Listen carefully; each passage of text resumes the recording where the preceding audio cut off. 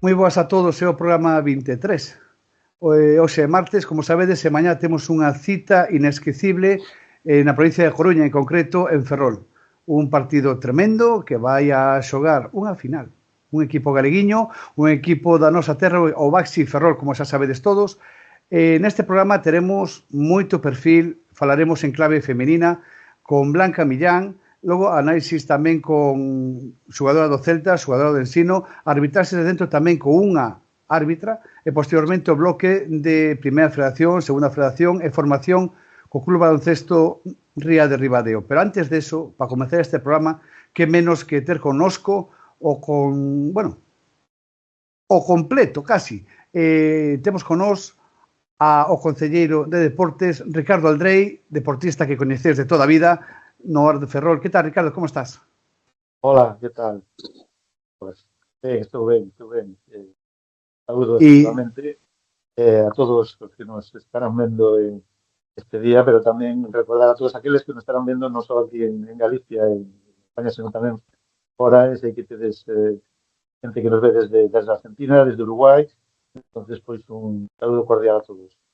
o noso presidente, Julio Bernárdez. Como estás, Julio?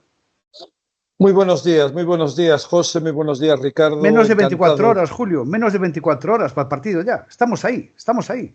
Estamos a punto de vivir un momento histórico y que muchas veces cuando se viven los sueños no nos damos cuenta hasta que despertamos. Yo por eso soy partidario de que tenemos que disfrutar profundamente de lo que han conseguido estas chicas de Ferrol, su presidente, su entrenador y, como no, toda su afición.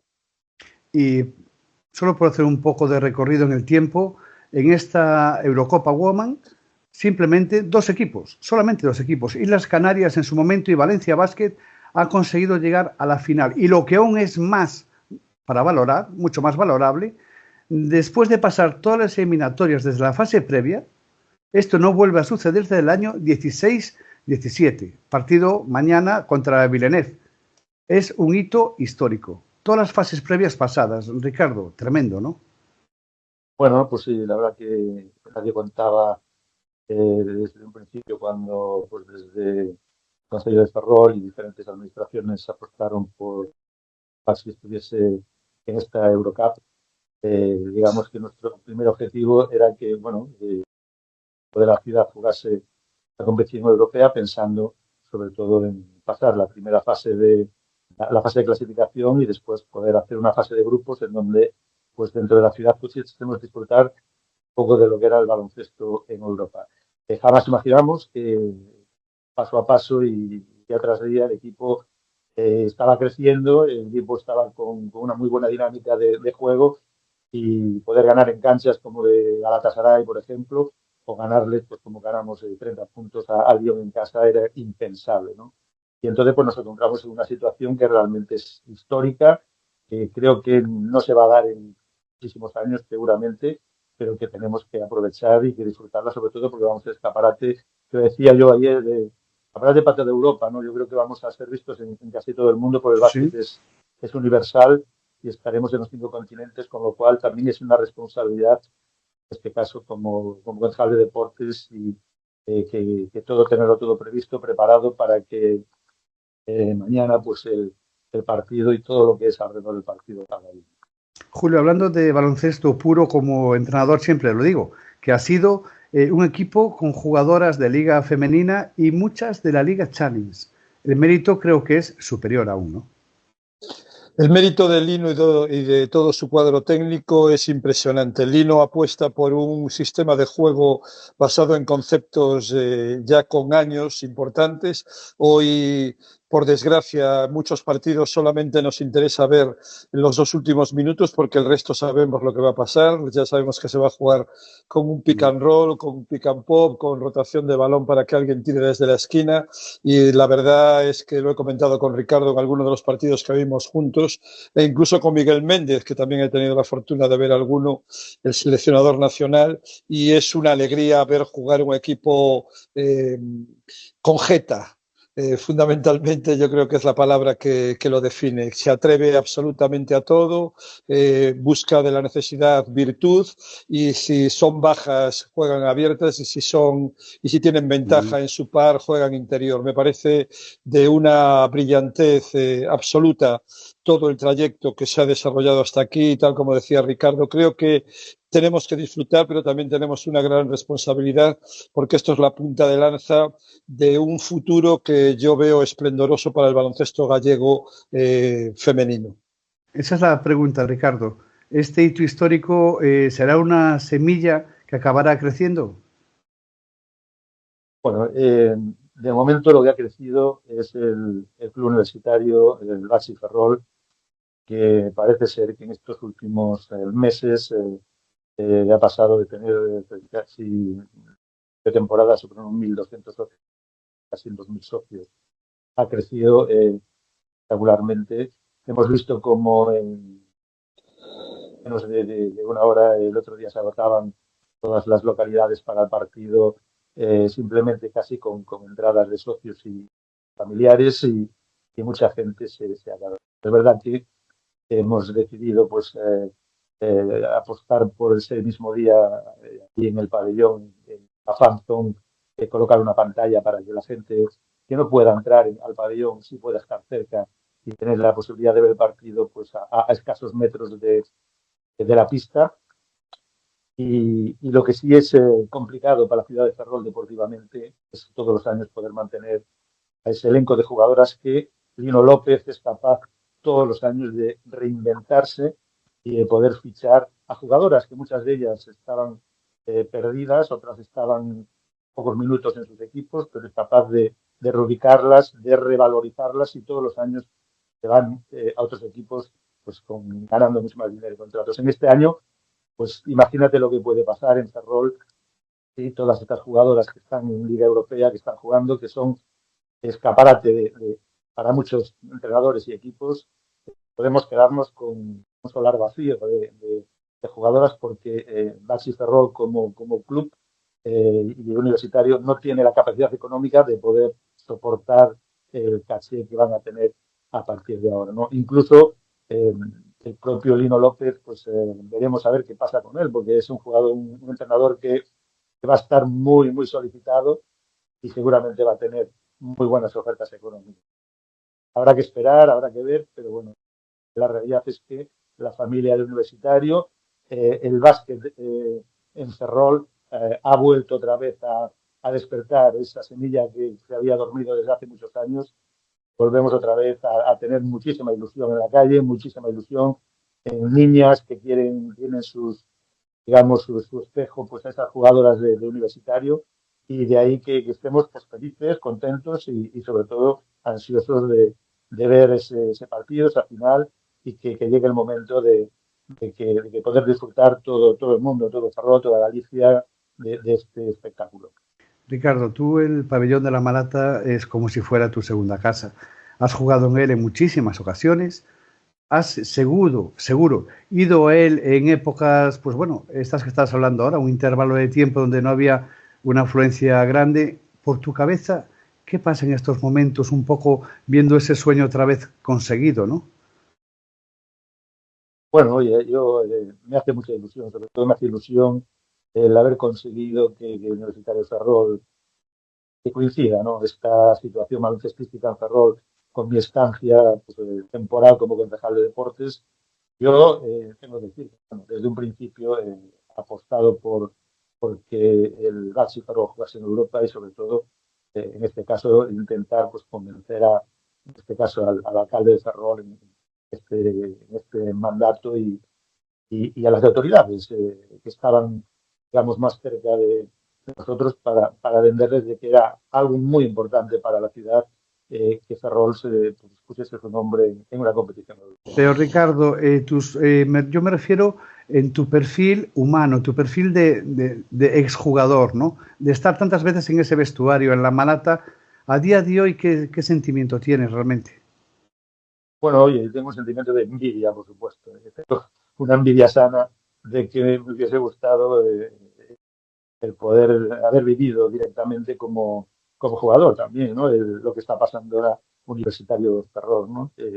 A mí personalmente, cada vez que estoy en la grada de la Malata, viendo, en este caso, pues, los últimos 2, 3 partidos de competición europea que vende todo el aforo y que está el pabellón completamente lleno, lo que me emociona y me llena es ver a la gente cómo disfruta, cómo anima al equipo y que gran parte del éxito de este éxito que está teniendo Baxi Ferrol, y Julio ha estado en la Malata en varios partidos, es ver cómo la afición lleva en volandas al equipo, ¿no?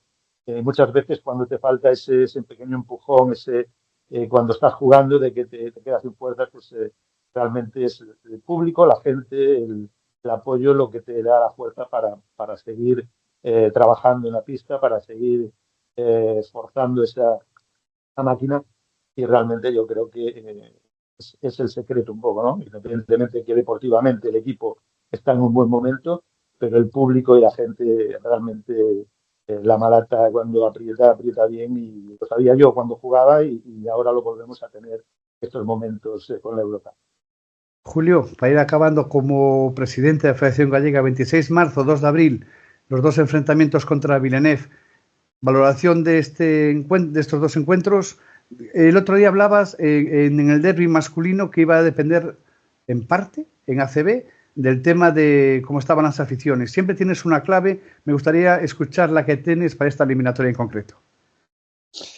Aquí, para mí la clave fundamental es una cosa que me enseñó un americano que yo entrené, que me dijo: coach, ganar es un hábito. Y yo creo que eso está implantado en el ADN del Universitario Ferrol, y entonces creo que vamos a sacar adelante estas dos eliminatorias sin ningún tipo de dudas.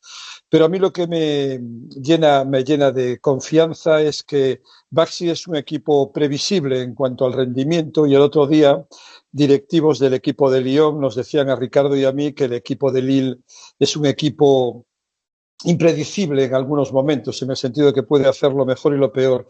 Creo que en Ferrol le va a tocar lo peor, porque en cuanto entren por esa puerta y vean esas gradas repletas de gente, van a sentir bueno, lo que ha sentido Ricardo muchas veces, seguro, en muchos partidos de presión, y que sobre todo han sentido los equipos que venían de fuera a jugar a Ferrol.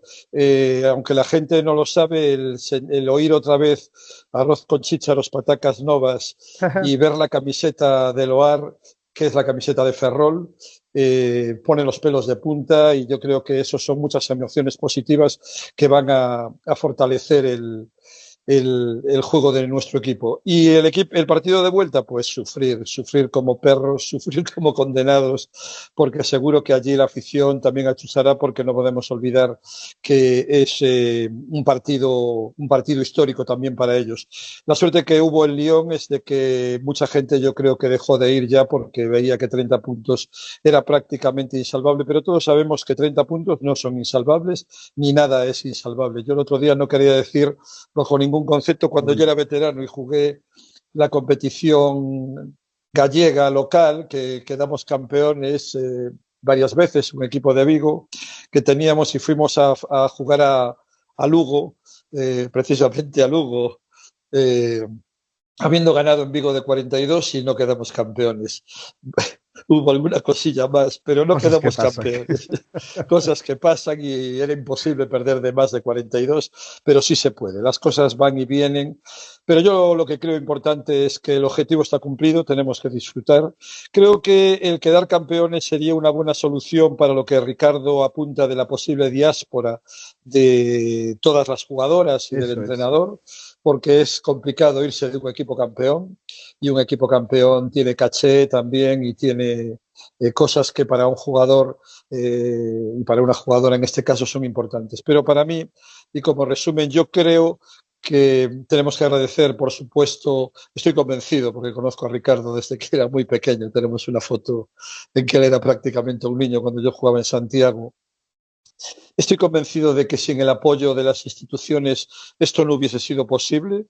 Muchas veces hay que crear tendencia, en el sentido de que cuando tienes que tomar una decisión tiene que haber alguien que dé un paso al frente y que diga: vamos adelante, vamos a intentarlo, porque la victoria tiene muchos padres, pero la derrota Sí. Casi ninguno, ¿no? Y yo creo que en esto hay que reconocer que yo he vivido una situación similar con el balonmano en Porriño, que también sabéis que por mi trabajo es donde desempeñaba, y están ya jugando también semifinales, y hay que dar un paso adelante y decir, vamos a creérnoslo, porque las cosas que se hacen en nuestra tierra, ya lo dice nuestro eslogan, Galicia calidade, y lo vamos a demostrar en el tiempo que falta. Y por último, y no quiero extenderme, también quiero hacer visible, y esto también es de formación profesional, el impacto económico que todo esto tiene en nuestra tierra. Yo calculo así por encima, aunque ya sabéis que era mi profesión, pero ahora a lo mejor no con datos muy estrictos ni muy rigurosos, pero estoy convencido de que el impacto económico para la comarca de Ferrol está por encima del 1.000.000 de euros, sin ningún tipo de dudas. Esa es la pregunta que le iba a hacer a Ricardo ahora para cerrar. Justamente era esa. Bueno, sí. pues El impacto, Ricardo.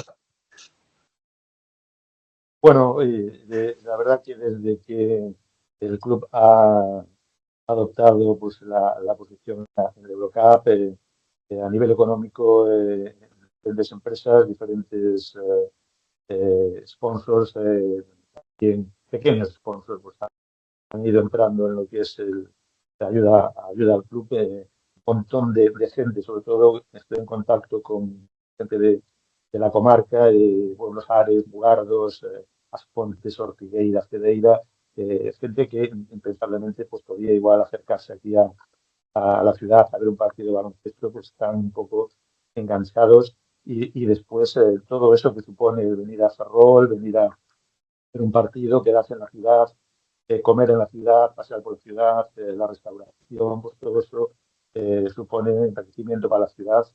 Y después una cosa que es muy importante, que es lo que quede a partir de ahora. Es decir, Ferrol está puesto en el mapa europeo a nivel baloncestístico, y habrá mucha gente que en su momento determinado querrá visitar Ferrol por su Semana Santa, querrá visitar Ferrol por sus pequitas, por sus fiestas de verano, pero también querrá visitar Ferrol y querrá conocer la ciudad donde pues un día un equipo jugó una final europea, y esperemos que esa final europea pues con victoria.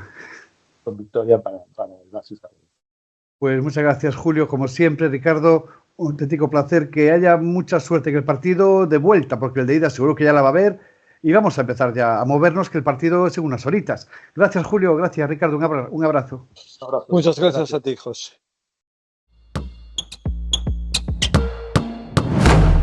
Continuamos con la parte, digamos, institucional. Después de estar con Julio Bernárdez, con Ricardo Aldrey, continuamos, neste caso, con a cara coñecida en Galicia, dentro do deporte, dentro das ondas, do deporte, por suposto, do básquet. Temos connosco a Santi Rei, o presidente do Baxi Ferrol. Moi boas, como estás? Moi boas, pois moi ben, un pouco desbordados por todo isto que estamos vivindo, pero era unha cosa inesperada, pero ben, ojalá eso pase moitas máis veces, tenemos este mismo problema, pero bueno, a verdad que ahora que ha chegado a xente da FIBA, pues estamos un pouco ao que les mandan un pouco a hora de sabes que en estas cousas sempre poñen pegas por moitas cosas, en outras colaboran. Esperamos poder resolver todo sí, porque mañá ten que estar a pista totalmente lista para o partido. Sí, sin dúbida, con tempo de antelación. A repercusión non solamente en España, tamén a nivel internacional, non? O feito, o hito de que é o terceiro equipo español en chegar a unha final de Eurocup. Sí, sin dúbida, porque veñen periodistas tamén de Francia, de Irlanda, de moitos puntos de España. Estamos desbordados hasta neso, nos acreditacións de prensa. Bueno, creo que sobre todo esta Eurocup nos ha permitido darnos a conocer entre xente que non coñecía o clube, non só en Galicia, incluso en Ferrol. A repercusión en Ferrol é espectacular. Ahora en todos os bares se habla do Baxi, en todos os sitios o Baxi, ves camisetas pola calle, cosa que hace 4 meses non se vía. Creo que eso é o fundamental. Logo en España pues, temos moita xente que nos manda mensaxes de agarimo, moita xente que dice que lle gusta mucho o xogo que desarrolla o equipo, que ojalá que podamos conseguir a vitoria, é o que vamos a intentar, pero nos sempre decimos, nunca pensamos estar en esta situación, e se gañamos ben, pero se non gañamos hemos gañado en moitas outras cosas que non é o simple hecho de feito de meter unha pelota máis ou menos que outro equipo, sino que esa repercusión, esa notabilidade, esa masa social que se ha disparado, ya estamos rondando os 2000, cosa inesperada, porque hai que ter en conta que hace 3 anos tiñamos 800, que ha ido aumentando, este ano son máis de 600 as altas con respecto ao ano pasado, creo que eso é o bonito, fundamental, e sobre todo que Ferrol ahora mismo volva a respirar baloncesto. Lémbrame a época boa do Celta de Vigo, dos Xuncas, que levaba moita xente tamén, muchos xeairos aos pabellóns, pero non nunca ata chegar a vosa cantidade no momento actual, non? Unha auténtica marea. Sí, a verdad que sí. Vender 3.500 entradas, eu te podo garantizar que para este partido, se tiveramos 6.000 se vendían.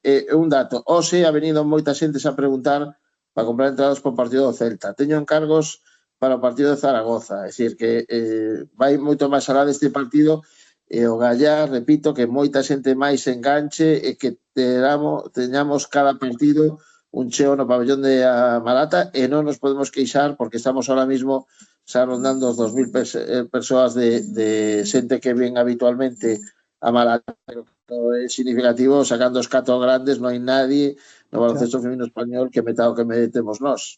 Presidente, foi a terceira, non? 2 veces non podisteis competir na Liga Europea, en este caso sí. Que foi o que levou a elo, a animaros a facelo? Apoio institucional, quizáis, que foi? Bueno, eu creo que, por unha parte, foi bo que unha persoa que é un empleado do club, agora está en excedencia, como Ricardo Aldrey, que é o concelleiro de Deportes, e o alcalde, cando lo fuimos a explicar, dixemos que non podía ser que por terceira vez Ferrol se quedase sin isto, que isto era pues algo histórico, algo que iba a dar moita repercusión á cidade, como al final ha sido, e sobre todo chegando a onde hemos chegado, o alcalde desde o primeiro momento entendeu, falou coa Xunta de Galicia, nos conseguiu tamén un respaldo da Xunta, logo nosotros conseguimos un par de empresas que tamén quixeron apoyarnos, e a partir podemos dese nombralas, momento, no, podemos nombralas. non, es que non queren, esas dos empresas non queren salir, nunca han querido que se hicieran oficial, xa sabes como isto, porque logo lle piden outros, non quero, os axudo, pero non quero que salga, teñen as súas entradas que van aos partidos a xente, pero non queren sair nos medios, e, bueno, hai que, esa é a súa decisión, hai que respetala, e para nosotros nos viño ben. Que pasou? Que logo se disparou ese presupuesto que habíamos presupuestado de 120.000 euros, porque esta novena enfrentamento que temos se ha disparado e hemos compensado con estas 3 grandes taquillas que hemos feito cos 3 llenos absoluto do pabellón, que nos va a permitir acabar ben a competición, o allá que con un título, pero si non, como digo, nosotros hemos ganado en moitas outras cosas que non imaginábamos ni de lexos a principio de tempada. Falaches de 120.000 euros, que é o que vai para o Eurocup e non chega, pero bueno, vaise un pouco igualando, equiparando co tema das taquillas, non? E 780.000, se non teño mal entendido, é o presuposto do club, incluindo tamén pois, as partidas de canteira e de desplazamientos na Liga. Polos datos que teño diante, sodes un dos 3 presupostos máis baixos dentro da competición. Como facéis? Sí, é así. O que facemos é, creo que é unha cousa diferencial de nós con outros clubs e ter a Lino. Lino consigue que moitas xogadoras veñan por debaixo do que piden, que moitas se queran quedar, porque saben que aquí todo o mundo se revaloriza. Aquí o base é como un trampolín. O que pasa que nós o que queremos é subir considerablemente o presuposto, estamos traballando en elo, calar un pouco máis, que deixemos de ser un equipo que a xente se vaya, salvo algunha que se vaya un grande de verdad, pero que podamos competir con moitos dos equipos, polo menos con a clase media baixa da categoría como somos nós, pois igual sacando 4 ou 5 transatlánticos que hai ahora mismo, 5 se pode decir que marcan unha diferencia moi grande en presupuesto, con os outros vamos a tratar de igualarlos pouco a pouco, con ese respaldo de moita masa social, que cada vez se incorporen máis empresas, que tengamos unha maior repercusión, eso que nos leve a tratar de que en vez de que se queden 2 ou 3 cada ano, se queden 7 ou 8, si queremos nós, para non ter que empezar de cero prácticamente todas as campañas. Eu vais a preguntar justamente por eso, por temas de renovacións, pasamos pregunta para a seguinte. Entón, quería tocar 4 cousiñas máis. A primeira delas, a queixa que presentachedes na Federación Española para tramitarla, digamos, realmente cara a FIBA, non? O tema, a posibilidade de que si, polo que sexa, non se consigue o título, o ano que ven, partides de cero patateiro, outra vez. Falando así claro. Sí, partimos de cero, por eso foi moi importante a vitoria outro día en Araski, porque para ir a Europa sabes que tens que quedar entre os 8 primeiros, meterte nos playoffs, demos un paso de gigante e vamos a tratar de conseguirlo nas 4 partidos que nos quedan, ¿no? Pero está claro que non é entendible que gañes unha competición e non podas defender o título. E logo que nos homes haya... ¿no? Claro, que haya ingresos en as mulleres non. Eso é unha cosa que hemos planteado a Federación, con os clubs, con a Asociación de Clubs vamos a plantexar habrá que ir pouco a pouco dicíndolle a FIBA Europa que hai que ir un pouco por o tema da igualdade. É dicir, claro, eu prefiro pagar un pouco máis de inscripción e ter unha repercusión económica ao final, así como cos dereitos de televisión, porque entre outras cosas aquí en Galicia hemos pagado unha boa cantidad de todas as retransmisión da Galega. A que temos que dar as gracias por ese seguimento que nos han feito, esas grandes retransmisións. Nos decían outro día na FIBA que somos o único club que retransmite vía satélite os partidos. Eso pues, tamén o teñen que entender, que se hacemos un esforzo, gracias a TVG, sin duda alguna, pues tamén debemos de recibir algo, por lo menos dos dereitos de televisión, que non que leven elos todo e nosotros non levemos nada. Al final solo son gastos e les son todo ingresos. Sin dúbida, o partido contra IDK, que foi un partidón, Roberto Nidos, un compañero deste programa, fixo para a Televisión de Galicia, que lo foi unha auténtica tolería como moitos máis partidos, non? Por parte vosa. Sí. Sí, está claro que la verdad que yo creo que la gente que nos ha visto na Eurocup se ha enganchado ao equipo porque fai un xogo moi divertido, moi dinámico, moi rápido e creo que eso é o importante. Cando ti vas a un espectáculo, o sea, se ves unha película e te aburre, pues colles e te levantas e te vas. En isto pasa un pouco o mismo. Ademais, creo que na Malata o ambiente espectacular, o fichaje de Javi Massaguer nos ha dado moito, con todo o que se vive ali, creo que o 80% do que va a ir un partido repite. Eu quería agradecer co presidente diante as gestións que fixemos sempre con Javi Massaguer, que fixemos con Manu Caínzos e que sempre foron positivas para ter a xogadores, adestradores, etc. Para ir rematando pola túa parte, Santi, se digo Lino López... Pues Lino es un poco el eje del proyecto, está claro. Es una persona, como te decía, que se encarga de los fichajes, que es verdad que nosotros no nos metemos nada, le decimos el presupuesto, él se encarga, pero es una labor que nos saca de encima. Es una persona que consigue que muchas jugadoras, y yo lo sé de buena tinta, porque yo hablo con presidentes de otros clubes y tal, y por ejemplo en el caso de Noah, este año la cesión, si no llega hasta el Lino, Noah seguramente no hubiese venido aquí, eso me lo decía la gente del Valencia Basket. Bueno, pues es un poco, como podemos decir, el buque insignia del proyecto, muy arropado y cada vez más, pero creo que es una persona fundamental, una persona que a nosotros nos da mucho y que ojalá lo podamos tener con nosotros muchos años. Xa para rematar, valoración da final, 50-50, 60-40? Bueno, yo creo que a priori ya son favoritas, por una razón. Porque son las actuales campeones de Francia, que ahora no vayan bien, porque es un equipo que jugó Euroliga esta temporada, porque tiene 2 jugadores WNBA y porque, bueno, pues por esos datos creo que son favoritas, pero como lo eran muchos de los equipos al que nos hemos enfrentado, el Asbel Lyon sin ir más lejos, también el Galatasaray, que era uno de los grandes favoritos, hemos logrado ganar eso, hemos ganado al Unigirona, no en esta competición, pero sin la Liga, que es otro de los grandes candidatos, así que yo creo que en este equipo hay que creer y bueno, pues vamos a intentar conseguir un buen resultado en casa, arropados por nuestra afición, como hemos hecho todo el año, y a partir de ahí pues ya veremos, y sobre todo porque también tengo que decirlo que ya hay más de 200 personas confirmadas que van a ir de Ferrol a Francia y eso allí también los jugadores lo van a notar. Presi, ahora sí, para rematar, prima en caso de conseguir a victoria o título. Bueno, ya lo he hablado con ellas, ojalá podamos darle una prima, pero también les he claro y les he dicho que hay que esperar al final de temporada. Si nosotros hagamos el presupuesto bien, nos metemos en playoff y acabamos bien, van a tener una buena prima. Si no, pues Lo que no vamos a hacer, y se lo comenté y creo que lo han entendido, es desestabilizar la economía del club. Nosotros no queremos gastar más de lo que ingresemos y por ello vamos a esperar. Por ahora tiene buena pinta y si nos metemos en el periodo igual, vamos a intentar por todos los medios que ellas también, bueno, ellas, cuando hablo de ellas hablo del equipo, el equipo y el cuerpo técnico. Me gustaría darles pues por todo lo que nos han hecho disfrutar, por donde hemos llegado, me gustaría hacerles llegar ese premio, ya sea más grande o más pequeño, de alguna forma, para recompensarles. Y buena prueba de ello es que estoy seguro que el próximo día 3, después de volver, el 3 no, el 4, creo que es viernes, ¿no? Sí. El viernes vamos a hacer una fiesta, ganemos o no ganemos, por la temporada del equipo.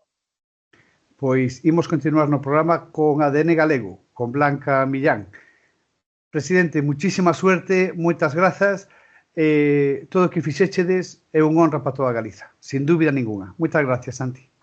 Pues gracias a vos por dar difusión ao baloncesto femenino.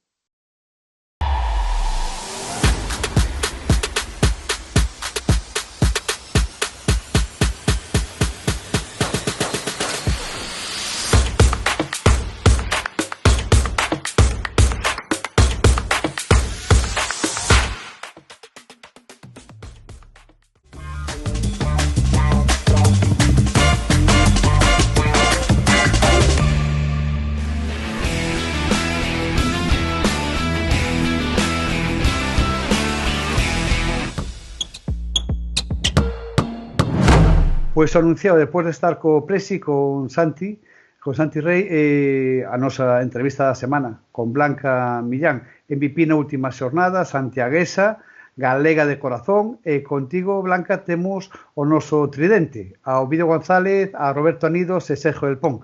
Moi boa noite, gracias por estar connosco en o noso básquet, e comenzamos cando vos parezca. Vou empezar eu, aquilo de Santiago.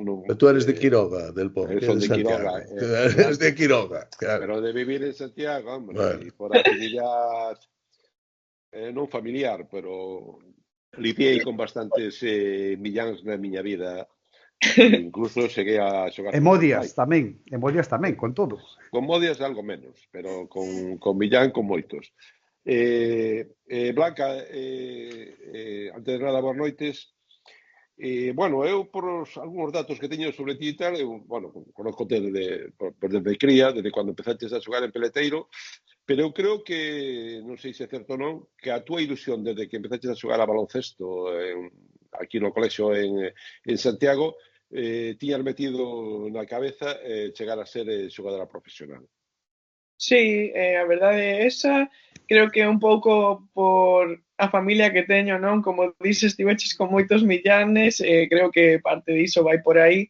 Entón, bueno, cando empecé a xogar, meu pai xa estaba evidentemente retirado, pero seguía en Peleteiro cos veteráns, entón, bueno, íamos moito a pabellóns por aí, a miña nai xogou no Xuncas, a miña irmá tamén empezaba a xogar, entón, bueno, creo que a partir de aí sí que é verdade que tiven un amor polo baloncesto un pouco máis forte do normal cando eres cativo, e dende aí en Peleteiro pois todo foi bastante ben, non? Entón creo que ese foi o empujón que necesitaba para saber que quería ser profesional. E para iso dixéronme que eras unha, perdona por a expresión, unha tía moi metódica, que cuidabas moitísimo a alimentación, cousa que eu dos milláns que coñezo non, xa cho podo asegurar que non, pero que tú que eras moi metódica nese sentido e que, por exemplo, entre outras cousas, que a estas alturas da temporada, co que vos estades a xogar, que, por exemplo, estás preparando xa o que vai a ser os adestramentos de verão. Sí, é verdade que co baloncesto pois é algo que teño como moi marcado todo o que quero facer, as metas, e para iso creo que é verdade que hai que ser moi constante e cuidarse moitísimo, non? Entón, bueno, sempre intento coa alimentación, como dixeches, levala moi perfecta, o máximo que podo, e despois cos adestramentos igual. É verdade que durante o ano non te podes centrar tanto en ti mesmo porque estás nunha rutina cun equipo, pero no verán creo que é o momento perfecto para mellorar no que a tempada non foi tan ben como querías ou debería, e máis seguir mellorando as cousas que sí que foron ben, non? Entón, bueno, Por desgracia temos moitos meses no verán libres, dende maio ata agosto, entón creo que un tempo necesario é máis que suficiente para iso, para ser super metódica, seguir unha rutina e non salir dela. Fixadesvos na resposta de que debe de gustar pouco traballar, que dice, por desgracia temos moitos meses libres no verán. Entonces, este é síntoma de que é alguén que non ten apego ao traballo. Primeiro ano en competición europea do Baxi e teu tamén, e a xogar unha final. Isto tremendo, non? Sí, a verdade é que o dicía esta mañá, é unha locura porque ti ao final cando vas novo a unha competición, evidentemente non esperas chegar a unha final, non? Pero tampouco esperas ir pasando as rondas como fixemos. Entón, unha vez que pasamos esa fase de grupos e vimos como competíamos e como era a competición, sí que é verdade que empezas pois a creer un pouco máis, non? E despois como deportista, cando entras nunha racha onde gañas moitos partidos, pois queres máis, entrenas máis, é mellor, é máis forte, entón é como un ciclo, non? Todo o mundo é moi novo no equipo, ninguén había xogado esta competición, pero foi como un clic moi rápido para todas de ser conscientes do que hai e ser conscientes de que a realidade era a que estaba pasando, non? De que estábamos gañando partidos e de que cada vez competíamos mellor. Entón, é unha locura, pero creo que tamén hai moitísimo traballo detrás. Tú decías de unha trayectoria longa que empezou hai moitos meses e foron cubríndose etapas. O camiño resultou excesivamente agotador ou moi motivador? O sea, cada chanzo que se pasaba, decía, joder, íbamos por outro, non? Ou había moita carga mental? Eu creo que ao final, evidentemente, están levando moi ben as cargas físicas. É verdade que a competición europea pois involucra moitísimas viaxes pola semana, hai semanas que estás 7 días fora da casa, entón eso sí que suma, pero evidentemente cando vas gañando creo que como deportistas somos capaces de apartar eso a un lado, non? E decir, bueno, está sendo moi complicado mentalmente, pois iso, porque viaxas, porque non tes o suficiente tempo para preparar a liga doméstica e demais, pero como os resultados son moi positivos e o grupo é moi novo, creo que todo o mundo é capaz de apartar o cansancio físico e mental e sobrepoñer os partidos, non? E sacar todo o que tes dentro e máis para eso, para ir sacando partido a partido. Din que eres unha persoa moi metódica. Eu che quería preguntar se eso é parte do teu aprendizaxe do que aprendiches nos Estados Unidos, que teñen ese método. Que tal importante foi que estiveras alá e esa experiencia que tiveches?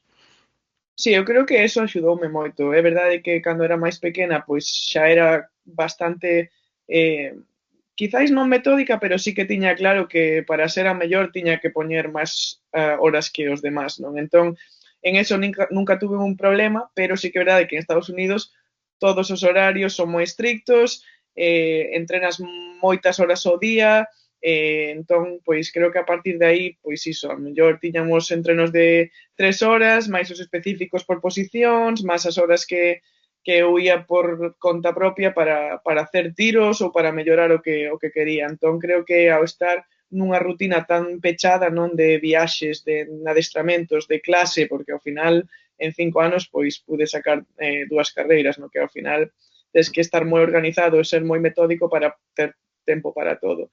Entón eu creo que foi unha experiencia que evidentemente cambioume moitísimo como xogadora, pero tamén pois con hábitos como ese, no? A nutrición, estar onde teño que estar, a tempo sempre, as horas extras de traballo, todo o que non se ve, digamos. Ali eras unha cotizada defensora, incluso recibiches premios nominais, pero aquí en España pídenche máis, non? Tes que aportar máis en ataque, o sea, te sintes que tes ese factor de xogadora importante nos equipos que estás, e no Baxi? Sí, a verdade é que creo que con eso sí que teño sorte, non? Creo que podo axudar nos dous lados para ser un aleiro pois teño un físico privilexiado, non? E que se pode utilizar moi ben porque podo defender as xogadoras máis grandes pero tamén máis pequenas.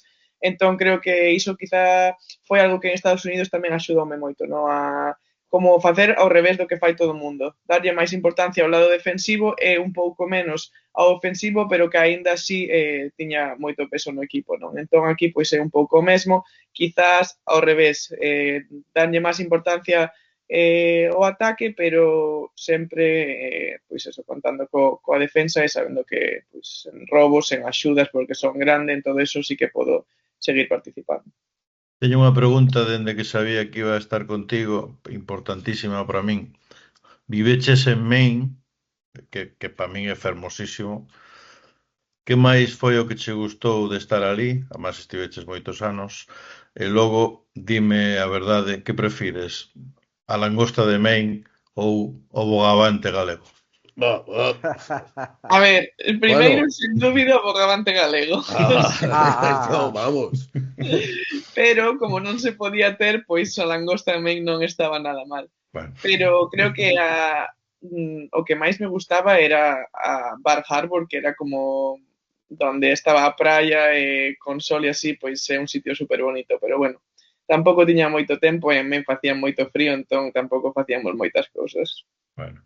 Falando de praia, creo que era ainda que chova que eres unha das habituais das praias de Ferrol, non? De Domiños, e por aí, non?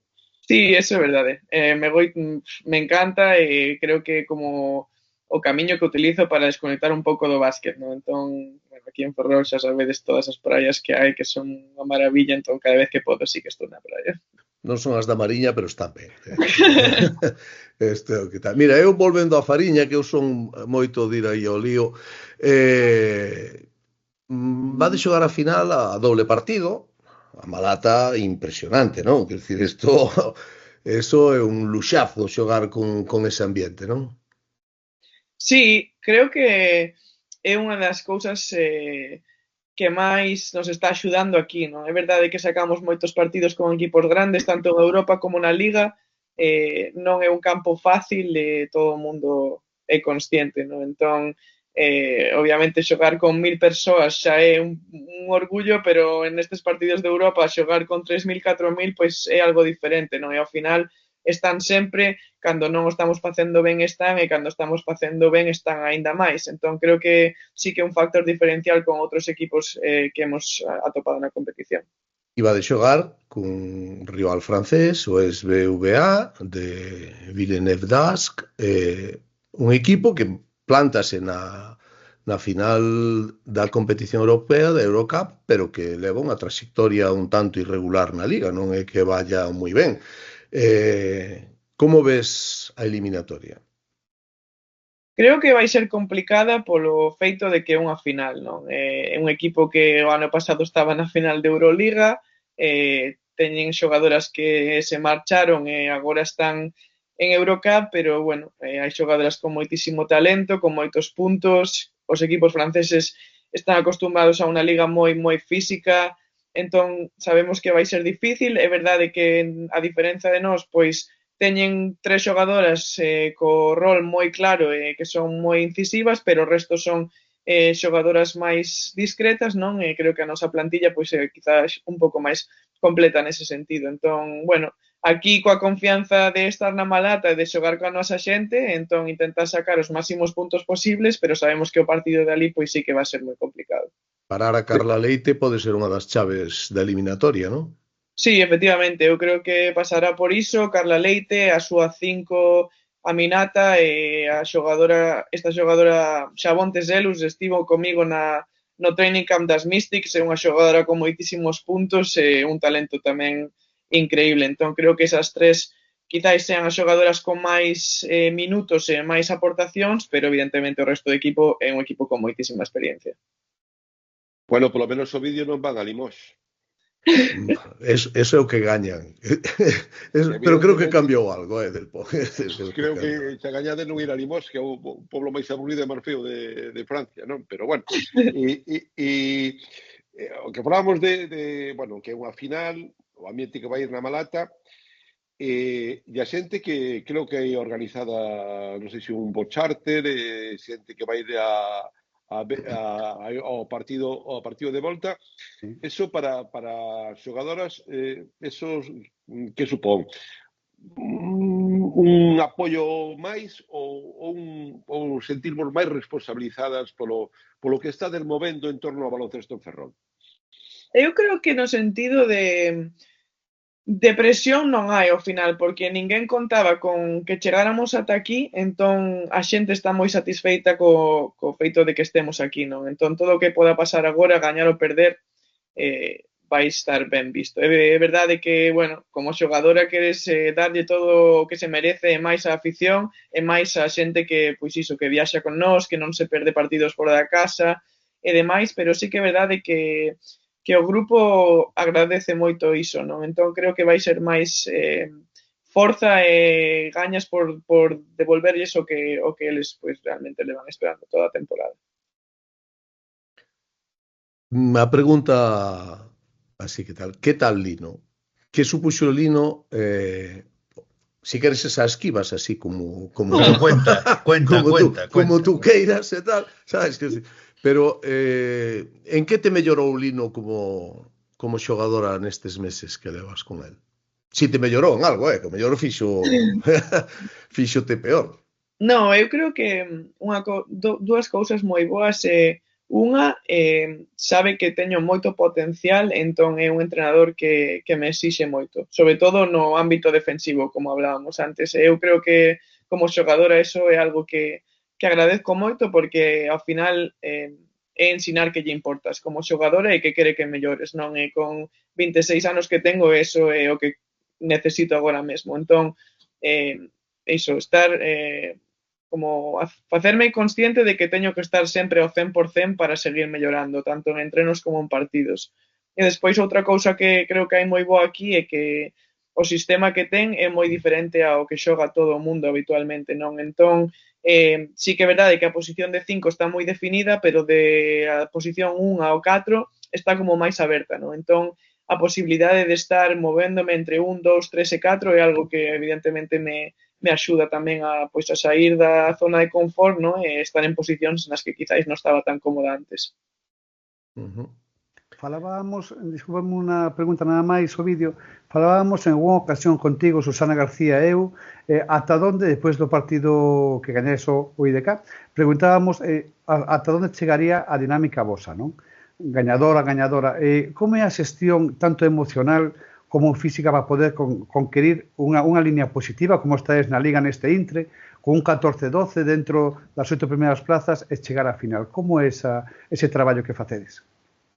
Bueno, eu creo que ao final, como estamos nunha rutina tan cerrada na que hai moi pouco tempo para pensar, tanto se gañas como se perdes, ao final é máis, evidentemente, cando gañas a positiva, a dinámica sempre é positiva e hai menos problemas, e todo o mundo está contento co seu rol, pero creo que iso, pois, con este grupo, como é tan novo, non temos moito problema, non? Entón, tivemos partidos que perdimos, ás 2 horas xa está todo o mundo ben concentrado e sabendo que o seguinte partido hai que gañalo. Entón, creo que iso é algo moi positivo do grupo, que das cosas, cando perdemos, ninguén se está aí martirizando 1 ou 2 días, e cando gañamos tampouco. Gañamos, celebramos as horas seguintes, pero o día seguinte xa está todo o mundo de volta ao traballo, concentrado no seguinte partido. Entón, eu creo que esa é a clave, non? En non celebrar demasiado e tampouco estar demasiado mal cando perdes un partido ou 2 ou un partido que tiñas que ganar.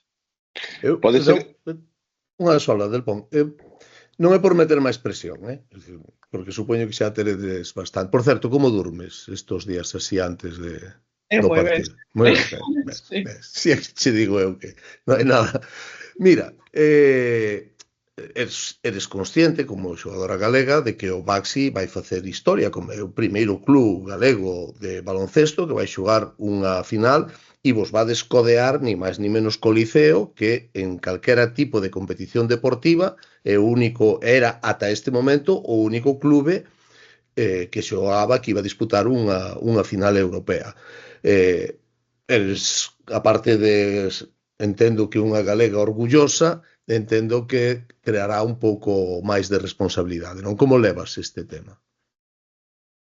Ben, no sentido de que como tiña como obxectivo xogar na competición europea, é como unha recompensa ao traballo, non? Entón, ao final, eh, pois iso, moi orgullosa pola decisión que tomei eu de vir a Ferrol e de xogar Europa e orgullosa polo equipo e por todo o que fixemos. Entón, creo que tamén é verdade que ata que estén na final propia e xogando e co marcador non son tan consciente como debería selo, quizáis. Pero sen presión e con ganas de, pois eso, de xogala e de ver que pasa ao final. No. Si eu, non sei quanto tempo nos queda de entrevista, Ricky. 5 minutiños. Bueno, eu quería preguntar como cortoume o fillo xa o vídeo do que lle quería preguntar. Eu a marxen de, xa desta final europea de baloncesto, como santiaguesa, como ves logo pregúntoche por Obradoiro, pero o básquet femenino en Santiago, de onde tú saíches? Bueno, creo que tivo etapas distintas, non? Etapas nos que, pois, cando estaba Rosalía, Pío XII, quizáis había moita canteira con posibilidade de sair a, pois eso, Pío XII tiña a Liga Femenina ou o que fose, non? E agora quizáis non hai equipos, está o Ensino, evidentemente, non se o Celta, pero bueno, creo que para as xogadoras en Santiago non é fácil salir, pero creo que é verdade que medrou moitísimo nos últimos anos. Eu tiven que empezar xogando con todo nenos porque non había nenas suficientes para facer un equipo femenino, non? Entón, eso agora non pasa.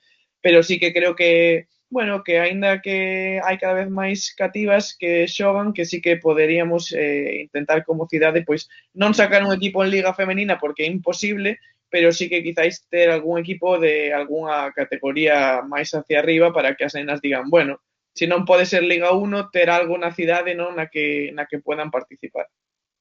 Imos ca penúltima. E o tema do Obradoiro, como ves? Porque sei que tú eres seguidora do Obradoiro. Sí, son, e máis desde que está Sergi, así que son moi seguidora. Desde que está quen? Sergi. Coincidiron en Lugo, claro. Claro.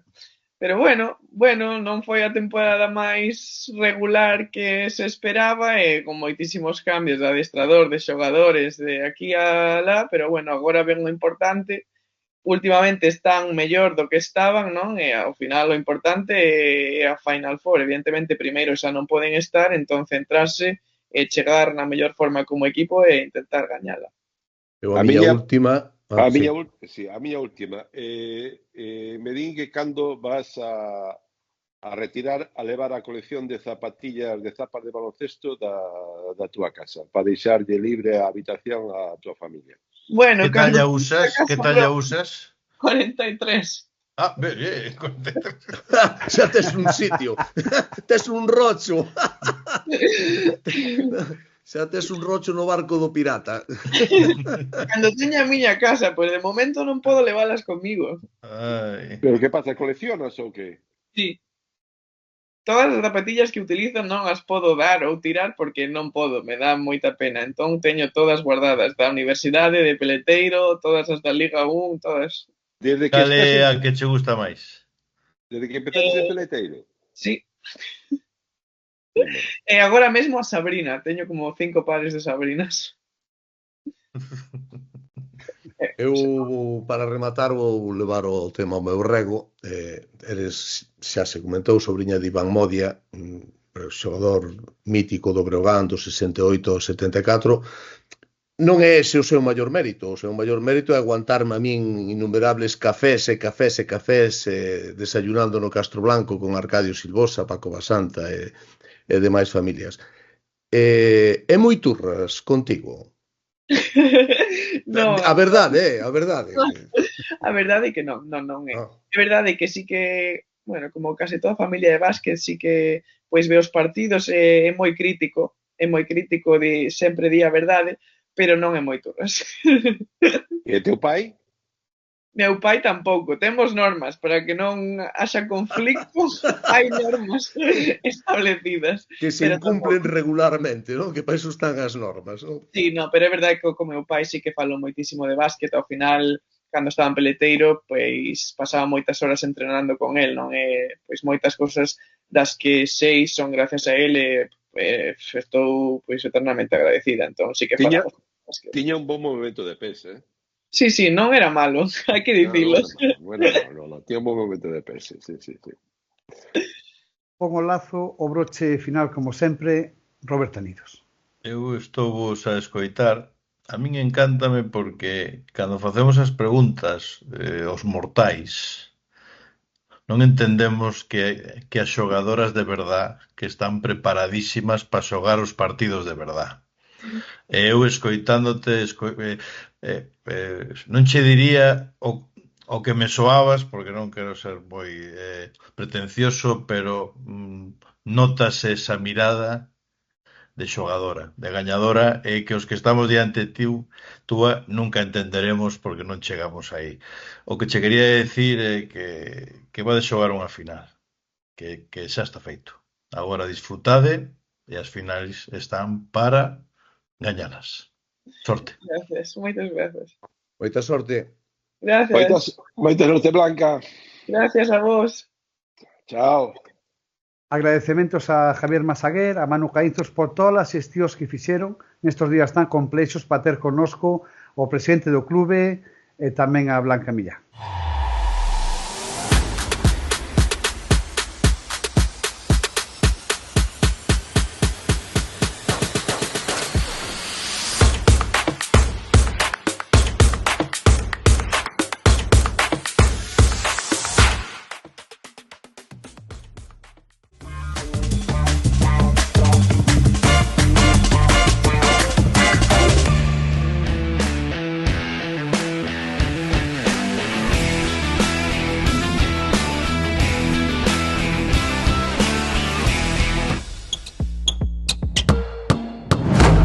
Pois continuamos con baloncesto outra vez máis, pero hai máis equipos en Galicia que Baxi Ferrol, como sabedes, na máxima categoría. Tamén temos o Celta Fensa e o Durán Máquina de Ensino. Susana, que tal? Moi boa noite. Como estás? Muy buenas noches, muy bien. Aquí esperando los grandes acontecimientos que nos esperan. Mañana miércoles. Y con nosotros Elba Garfella, jugadora, ya estuvo en alguna ocasión con nosotros, del Durán Máquina de Ensino. Un placer como siempre, Elba. Muy buenas tardes. ¿Cómo estás? Gracias, igualmente. Buenas tardes. Bueno, vamos a comenzar, si te parece, hablando del ultimísimo, ¿no? Mañana juega Baxi Ferrol el partido de ida. ¿Tu opinión?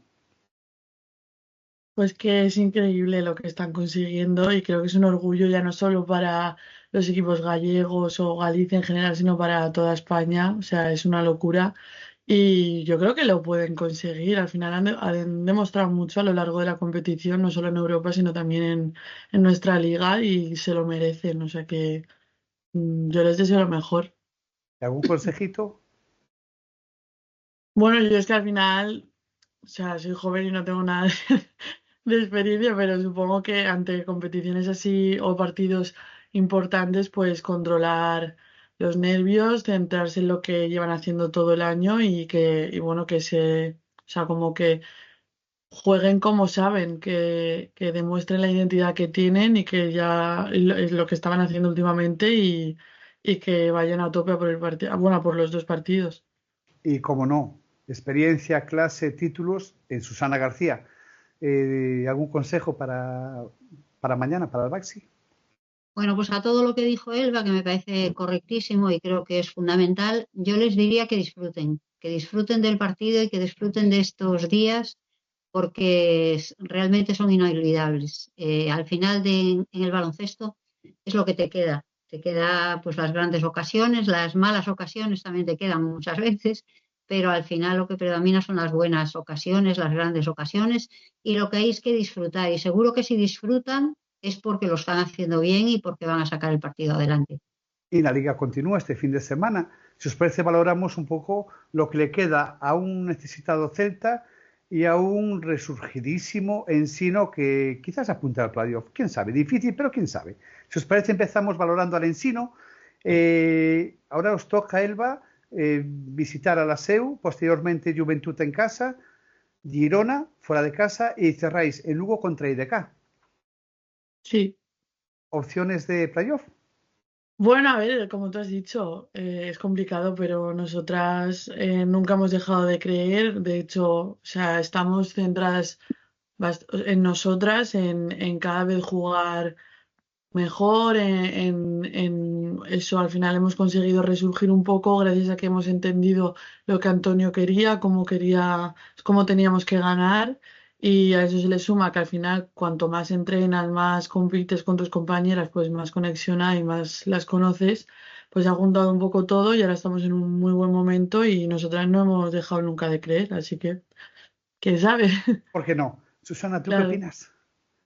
Pues yo también creo que, a ver, tuvieron un comienzo no malo, sino con muy mala suerte, porque perdisteis partidos de un punto, prórrogas, o sea que fue un comienzo realmente de mala suerte.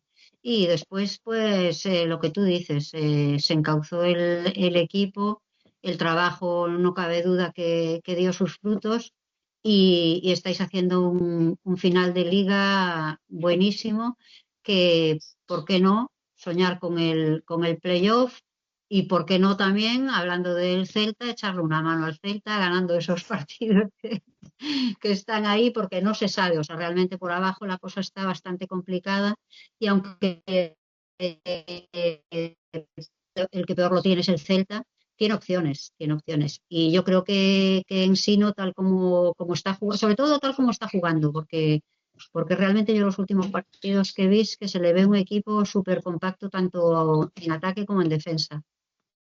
Sí, sí, un nivel muy alto, la verdad. En las últimas jornadas y además en un equipo enrachado en defensa que en ataques está, pues eso, valorando el trabajo defensivo para ganar partidos, está claro, Elba.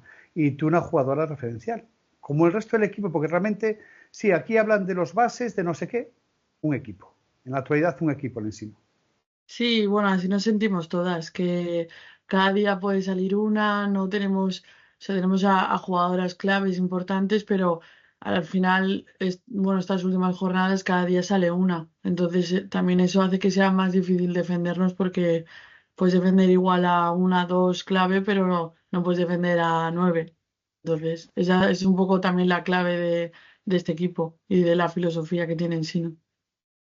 Susana, y vamos ya con el Celta, entonces, si os parece. Elba tiene como calendario primero Gran Canaria en casa, posteriormente el derbi gallego, que veremos cómo acaba eso, a ver si le salen las cuentas a Baxi, tampoco tiene que apretar mucho. Celta después juega de casa contra Ardoy, pero acaba en la pista de Valencia. ¿Cómo lo valoráis? Bueno, a ver, yo creo que sí, que el domingo es fundamental que el Celta gane, sobre todo para que no se vengan abajo y para que sigan luchando y sigan teniendo opciones. Y después la visita a Baxi, hombre, yo creo que Baxi va a estar jugándose el playoff. eh, lo tiene prácticamente asegurado, pero no, tampoco se puede despistar. Y después aquí Osés, pues es un partido, es un partido un poco trampa, porque Osés va a venir aquí ya sin nada que jugarse, el Celta probablemente se lo esté jugando todo y va a ser, yo creo que va a ser un partido complicado. Y después Valencia, oye, yo no sé qué le pasó qué le pasa a Valencia, porque Sí, perdió los últimos partidos de liga, perdió en la Copa el primer partido, no sé, están como con un bajón, pero tremendísimo. Entonces, pues oye, hay que soñar y pensar que se pueden sacar los 4. ¿tu valoración, Elba, de lo que le queda al Celta? Pues un poco igual. Obviamente no es una situación fácil, pero bueno, yo creo que, a ver, el año pasado, por ejemplo, tampoco teníamos una situación fácil y lo acabamos consiguiendo y creo que también eso forma parte de lo que el Celta es que es un equipo luchador que no va a tirar la toalla hasta el último segundo y yo creo y confío en que lo van a conseguir. Y confío que en el último partido llevéis, Susana, que lleve el Celta doble camiseta, porque madre mía, el partido que se juega en el Palacio Universitario. Todos sus partidos son a la misma hora, a las 7 de la tarde, 19 de abril. Ensino y IDK. Es que el Celta está jugando en Lugo también. Sí, sí, bueno, claro. Sí, sí. Efectivamente, que el Celta ya te digo que es un final de liga que de los equipos que están implicados es un final de liga que está todo como muy enrevesado, ¿sabes? Porque incluso la SEU puede entrar ahí, Canarias, porque Canarias tiene un Sí, calendario está. muy difícil. O sea, Canarias está con 10 victorias, no, con 11, ¿no? Me parece. Pero es que puede no ganar ningún partido más Canarias. Entonces, ojo Claro. que se va a jugar en muchos campos este final de liga. A mí me recuerda un año que estábamos Miguel y yo de entrenadores y que nos jugábamos también el descenso en Valencia y no dependía de nosotros. O sea, nosotros acabamos y dependíamos de otro resultado. Y acabaron un poquito más tarde ellos y fue unos momentos que yo recuerdo como de los peores de mi carrera deportiva. Ese rato esperando ahí a ver si nos salvábamos es tremendo. La verdad es que estar jugando por el descenso es muy, muy difícil. El corte está en 10. 10 Gran Canaria, 10 la SEU, Cádiz la SEU, 8 IDK, Sí. 8 Araski y luego ya está Celta con 7 y bueno, Ardoy con 4. Pero No Elba, sé si... ese último partido puede ser tremendo, ¿no? Tremendo. Y si encima os jugáis entrar en el playoff, más aún, ¿no? Claro. Total. Bueno, es que a mí me encantan. Me encantan estos partidos. Y es que yo, pues, o sea, es que voy a estar pensando también en mis compañeras y en toda la gente de Vigo. Entonces, yo tengo una ganas ya de jugar ese partido. No sé qué nos estaremos jugando, no sé nada, no sé cómo vamos a llegar, si el equipo va a estar bien, no lo sé, pero solo por el hecho de que igual para el Celta es clave, es que vamos, tengo muchísimas ganas de jugarlo. Pues yo Tú creo que mayor sabes, deportividad que esa no puede haber, Susana. Mayor deportividad y arraigo no, gallego hombre, no puede haber, claro. está claro. Claro. De lo que hablábamos antes, que no sabemos cuál es el que tienen que disculpar los oyentes, que yo me tenía que haber documentado, pero la verdad es que no lo encontré. En caso de empate a puntos y en empate en el basquetaverás, como es el caso del Celta y el IDK, que están con los mismos puntos, o sea, perdieron y ganaron por los mismos puntos. ¿Cuál es el siguiente criterio para establecer la clasificación? Porque creo que no es el basquetaverás total. Que es lo habitual. Yo Es lo habitual. creo, y me suena, pero no estoy nada segura, pero me suena haber escuchado que es quien haya metido más puntos fuera de casa, puede ser.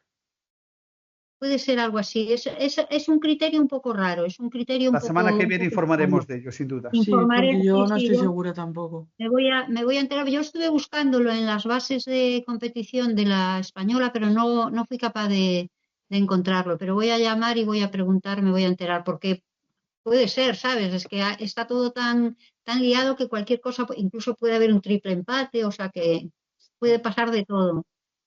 Elba, te queremos dar las gracias por estar con nosotros una vez más. Mucha suerte en las 4 jornadas que quedan y que sigas teniendo ese lanzamiento exterior tan bueno y que sigas apoyando el rebote como lo estás haciendo en esta temporada. Gracias, Elba. Muchísimas gracias. Gracias Susana, a Mucha vosotros. suerte, Elba. Susana, Venga. un abraciño como Chao. siempre.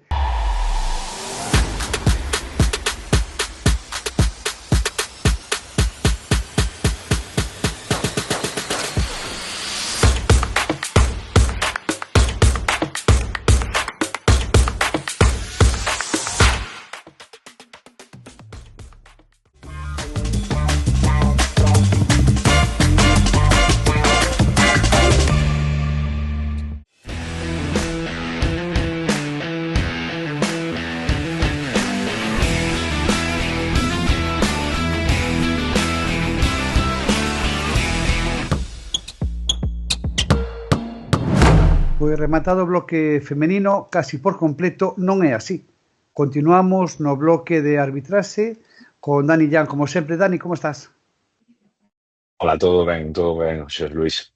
E temos con nós unha invitada que vai ser protagonista levantando acta do que poda suceder, esperemos que na vitoria do Baxi mañá mércores. Noelia Rodríguez, que tal, como estás? Gracias por estar connosco. Moitas gracias a vos por invitarme. Dani, é un placer, non? Ter connosco unha das protagonistas unha vez máis dentro do deporte e do baloncesto galego, non? Por suposto, e tamén tendo en conta, pois de outro punto de mira, un aspecto fundamental para o estamento arbitral como son a parte dos oficiais de mesa. Un perfil de Noelia?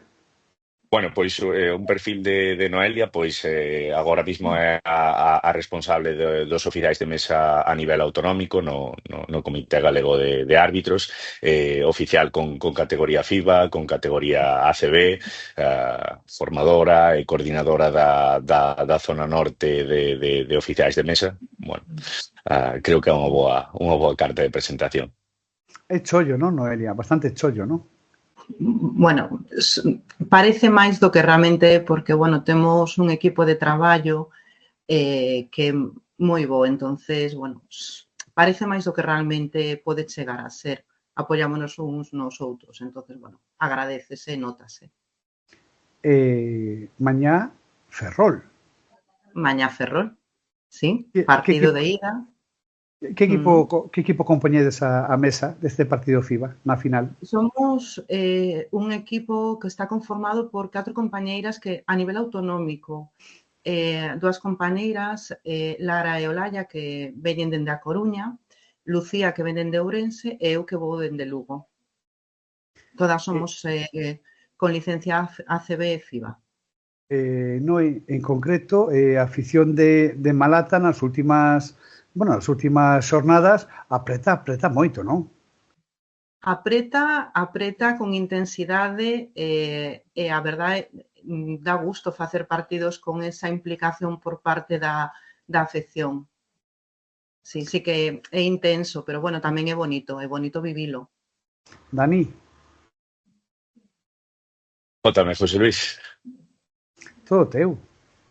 Bueno, nada, creo que para a parte non só federativa e tamén de equipos é bo, senón tamén para a parte arbitral poder disfrutar e con máxima ilusión os compañeiros disponibles pois poder facer eses partidos a nivel arbitral. É a Federación Internacional a nivel europeo quen designa os partidos, pero bueno, no caso dos oficiais de mesa a nivel máis local coa licencia correspondente que a licencia FIBA e bueno, este ano tuveron a sorte de poder facer partidos desta categoría ata poder chegar a realizar unha final europea. No é con todo o que lo conleva, que bueno, creo que é o máximo quizás nese sentido, pois que se pode aspirar. Un pequeno atracón, non é? Algúnha anécdota que queras salientar no que levas de percorrido, tanto positivo ou negativo, que sexa? Algúnha anécdota nalgún pabellón? Imagino que moitas, pero bueno, sobre todo son situacións agradables, a proximidade de moitos dos entrenadores que teñen o que se consideran top, que bueno, que temos a gran posibilidade de ter a súa cercanía en competición ACB, a boa relación que conseguimos o que ao longo do tempo conseguimos manter e acadar con diferentes entrenadores de diferentes clubes en toda Galicia. Cando chegas a un pabillón que ves a un entrenador de Santiago que te saúda porque xa lle fixeches moitos partidos, canto tempo, todavía sigues por aquí, etc. Bueno, son realmente anécdotas un montón, pero quédome sobre todo pues con esa situación de proximidade, de cercanía e de boa relación que temos. E despois, bueno, pois circunstancias donde, bueno, cando fallan os dispositivos, que sobre todo sucede no Pazo, bueno, iba a preguntar por eso, sí, no Pazo, que hubo hasta subios en varias ocasións na tempada pasada, nesta menos, pero na pasada bastantes veces. Sí, porque claro, realmente a afección descoñece o que sucede realmente na mesa. Entón, bueno, é un problema simplemente de comunicación de dispositivos, non é un problema que nós como oficiais de mesa subamos de repente 80 puntos a un equipo porque é algo imposible, pero é simplemente un fallo técnico.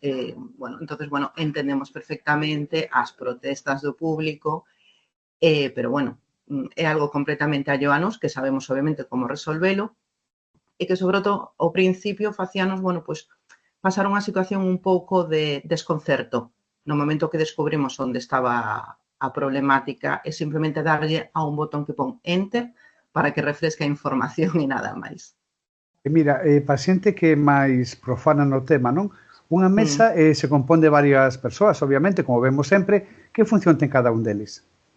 Dependendo da categoría. É dicir, en ACB, por normativa ACB, só somos dúas persoas. É dicir, o crono, que é a persoa que leva o reloxo de partido e que sube puntos e faltas por cada un dos xogadores, e tamén manexa o que é o silbato intelixente. Na ACB, os árbitros son os que arrincan e paran o tempo. Entón, bueno, témolo que levarnos tamén como un apoio. E despois está o operador de reloxo de lanzamento, que é quen fai os 24 segundos de posesión. Eso sería nunha mesa CB.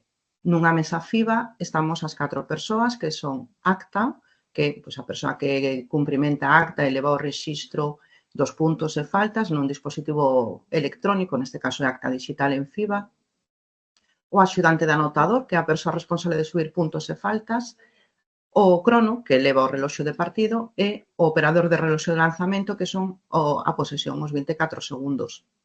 E despois, se vamos baixando de categorías, vámonos repartindo o traballo. Claro, que remedio. Noé, cantos anos levas metida no estamento arbitral? 22. Xa levas FIBA, KBCL, algunha historia de partidos da selección española tamén, ACB, en fin, un longo camino, non? Sí, ao final, bueno, é como todo, bueno, cando unha persoa empeza, bueno, nunca sabe ata onde vai chegar, entón, bueno, a verdade é que teño a gran sorte de poder ter disfrutado, pois, a última experiencia que non o fixera nunca, foi a selección absoluta masculina. En Ourense, cando estiveron xogándose a clasificación, bueno, tiven a gran sorte de poder disfrutar dese partido. Dani, pechamos ca túas palabras. Bueno, nada, agradecerlle a Noé tamén a asistencia e tamén poñer en valor a figura do oficial de mesa que a veces parece un pouco olvidada, parece unha labor sinxela e nada máis alonxado da realidade, todo o contrario. Eu mesmo que en varias ocasións pois tiven a sorte ou non tanto de tomar parte como oficial de mesa, Noelia ben o sabe, valoro moitísimo o seu traballo, o seu esforzo, a súa dedicación, sobre todo polo complicado que me parece realizar esa función. Eu creo que son un árbitro normaliño, pero que son un oficial de mesa moi mediocre. Entón, bueno, cando comezamos a arbitrar, pois temos a sorte de poder elixir se árbitro oficial ou tamén cambiar os roles e como digo, nada máis alonxado a realidade, parece unha labor moitísimo máis sinxela que a arbitraxe e é todo, para min, por exemplo, é todo o contrario. Noé, moitas grazas e que mañá sexas testemunha dunha vitoria que dé o pase, si Deus quere, a un bon haberás para o partido de volta. Moitas grazas. Moitas gracias a vos pola vosa invitación. Moitas gracias por todo.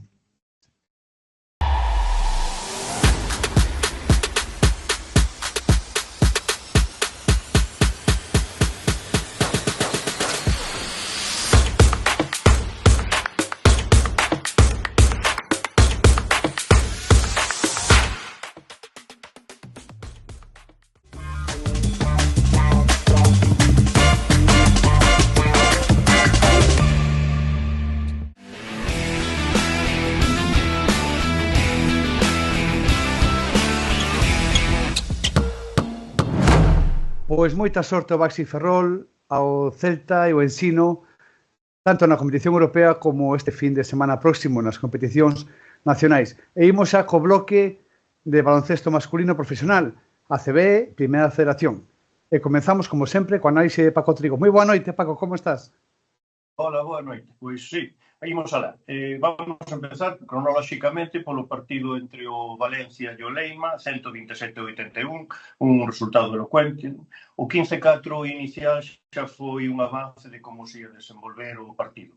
En ningún momento o Leima deu sensación de poder ir a por el. Sorprendeu a presencia de Núñez de inicio para desaparecer hasta o último cuarto. Con todo, un 53-44 no descanso ainda deixaba aberta a porta das esperanzas. Pero na segunda parte o equipo coruñés encaixou 74 puntos e iso xa sentenciou o partido. Destacar a nivel individual a Urtel con 28 de valoración polos coruñeses e no equipo local a Montero dentro dun bon nivel xeral. No Río Breogán UCAM 70-86. Quizás un resultado excesivo por tal e como se desenvolveu o partido trabado, moi físico como era previsible, no que o Breogán nunca se atopou cómodo. Con todo, tamén se chegou ao último cuarto con un 58-63, incluso a 7 minutos do final, 65-69, pero era máis en base a traballo e accións individuais que o xogo colectivo. Neste último cuarto, o parcial foi de 12-23, solo 4 canastas en xogo, con moi mal porcentaxe de tiro, tanto de campo como nos tiros libres. E, claro, a ausencia de Hilliard foi fundamental, a ausencia, non estuvo no partido a nivel técnico, pero tamén os árbitros se cebaron un pouquiño nele. Dentro das destacados, Mabra Gran dentro dun nivel bastante gris e polo outro equipo, o Can Murcia, desde logo en mis 28 puntos, 24 de valoración e con canastas en momentos decisivos. Xa indo aos resto dos equipos, Girona Dreamland, victoria 86-95 para os canarios. Un partido que foi moi igualado durante todo o partido, un mal porcentaxe de tiro de Girona no segundo e no terceiro cuarto, un 14 e un 15% respectivamente, permitiu que Dreamland collese unha renta que xa superou en xestionar hasta o final. Destacar polos locais a Busquets e Fernández, que están a ser os máis regulares, e polos visitantes, polos canarios, Brusino, con 21 de valoración e Torre. O Baskonia Bassi seguiu un pouco as mesma liña do partido anterior, moita igualdade, mellor inicio do Baxi, pero con continuas alternativas. Chegouse ao minuto 2 do último cuarto con un empate a 69. Foi fundamental neste cuarto a defensa que fixeron Monek e Rocabopoulos sobre Aston, que levaba 22 puntos e neste cuarto non foi quen de anotar ninguna canasta. Destacar tamén a dirección dos dous bases, de Forres polos locais e de Sansuperi polo equipo do Marín. No Llopos Juventud, o Juventud levou a iniciativa prácticamente do partido, amparándose no rebote no mellor porcentaxe de tiros de 2. O Llopos, pola contra, era superior no tiro de 3. Ao final, a veteranía do Juventud permitiulle controlar o partido gracias á actuación, sobre todo, de Tomic, 19 puntos, e 29 de valoración, e Anga tamén 19 puntos e 25 de valoración. Polo equipo local, o máis destacado, unha vez máis, Bátemo, 17 puntos e 17 de valoración. Xa nos partidos do domingo, La Laguna venceu a Moraván non sin dificultades, por 12 puntos, 96-84. O dominio dos tinerfeños foi de principio a fin, pero moi axusta. Incluso no último cuarto, o marcador reflexaba 70-69. As ausencias de Fittipaldo, Guerra e o non debut de Drell limitaban as rotacións.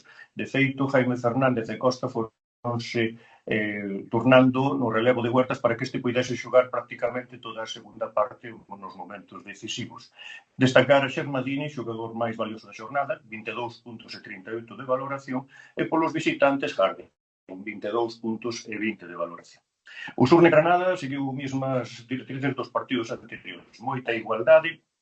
Si ben o dominio do xogo interior do Surne no terceiro cuarto levaron a ampliar unha diferencia de 16, que foron limando os de Covirán Granada gracias a unha mellora ofensiva onde se notaron claramente as incorporacións de Bezanisvili e de Griffin, que apretaron o marcador hasta ese resultado final de 91-88. Destacar ao propio Griffin, que acabamos de comentar, 22 puntos e 22 de valoración, e polos locais a Panzer con 20 puntos e 33 de valoración.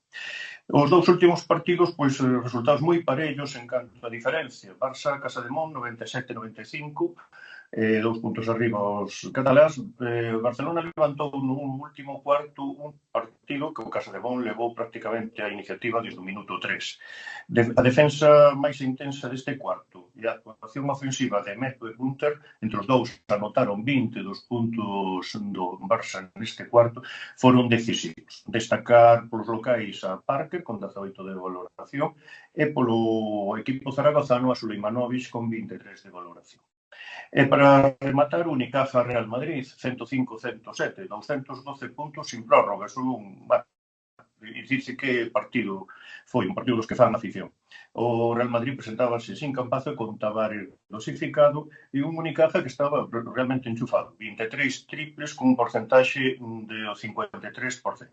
Con todo, non foron suficientes. O Real Madrid remontou 11 puntos abaixo no último cuarto gracias á actuación ofensiva de Musa, que anotou 12 puntos, e Zonia con 10. Destacar precisamente a Musa con 24 puntos e 37 de valoración, polo Madrid tamén é Zonia e Garuba, e polos locais a Carter, 24 puntos e 21 de valoración, que tuvo a canasta da victoria nas súas mans, e a Osetkowski, 22 puntos e 19 de valoración, ademais co doble mérito polos problemas que está arrastrando.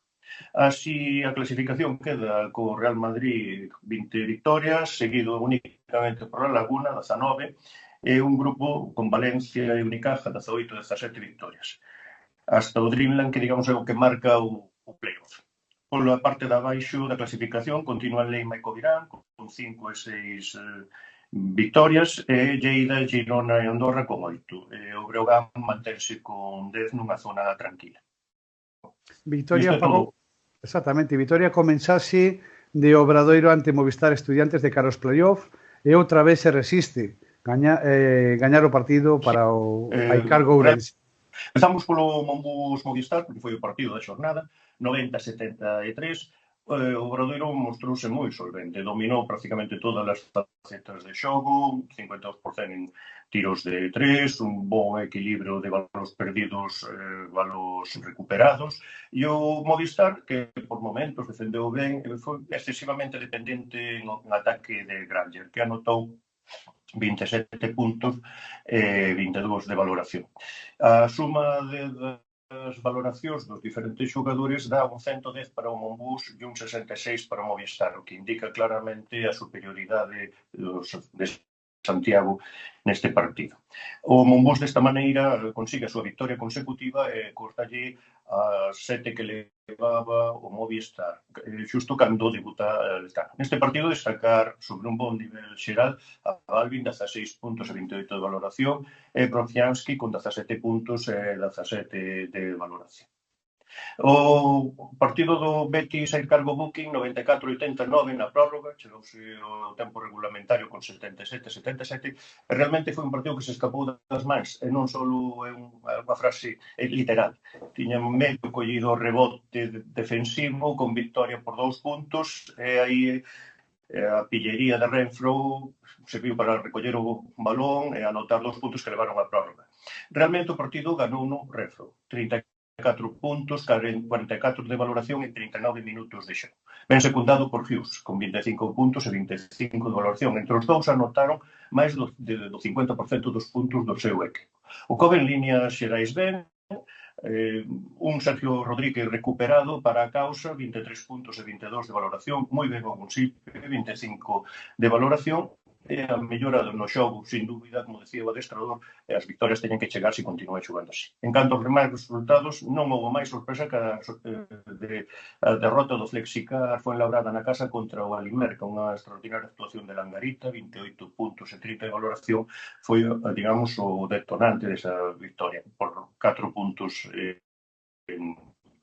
no feudo de Fuenlabrada. Por lo demais, os demais equipos, ganaron os que tiñan que ganar por clasificación. Silvo San Pablo Burgos cada vez é máis líder, ao perder tanto o Movistar como o Flexicar, e prácticamente 8 xornadas do final ten relativamente fácil o ascenso directo. A continuación, Movistar, Flexicar e Betis van o trío perseguidor. Mombus con 16 victorias un partido menos está en zona intermedia alta, e Cargo Booking 11 está no límite de entrar nos playoffs, e por abaixo continúan os equipos habituais. Morón, prácticamente desahuciado, e Castellón, Valladolid e Cantabria un paquete dos que saldrán loita polo descenso. Quixemos facer unha pequeniña pausa, gracias Paco, directamente a la vetada a CB, con Sergio, con Ovidio e con Robert.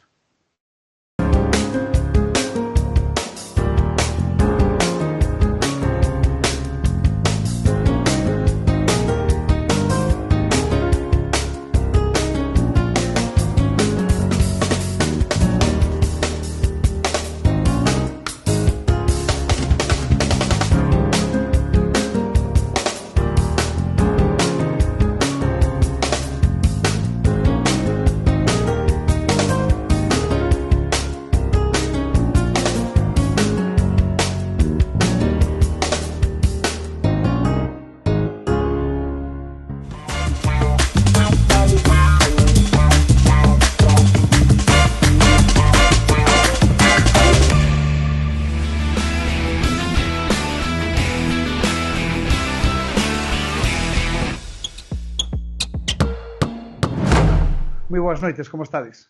Hola, que tal? Moi boas noites. Boa noite. Se queredes empezamos polo partido de Valencia, escoitando primeiro as declaracións de Pedro Martínez e as de Epi, ¿no? Desde aí empezamos opinando, Robert.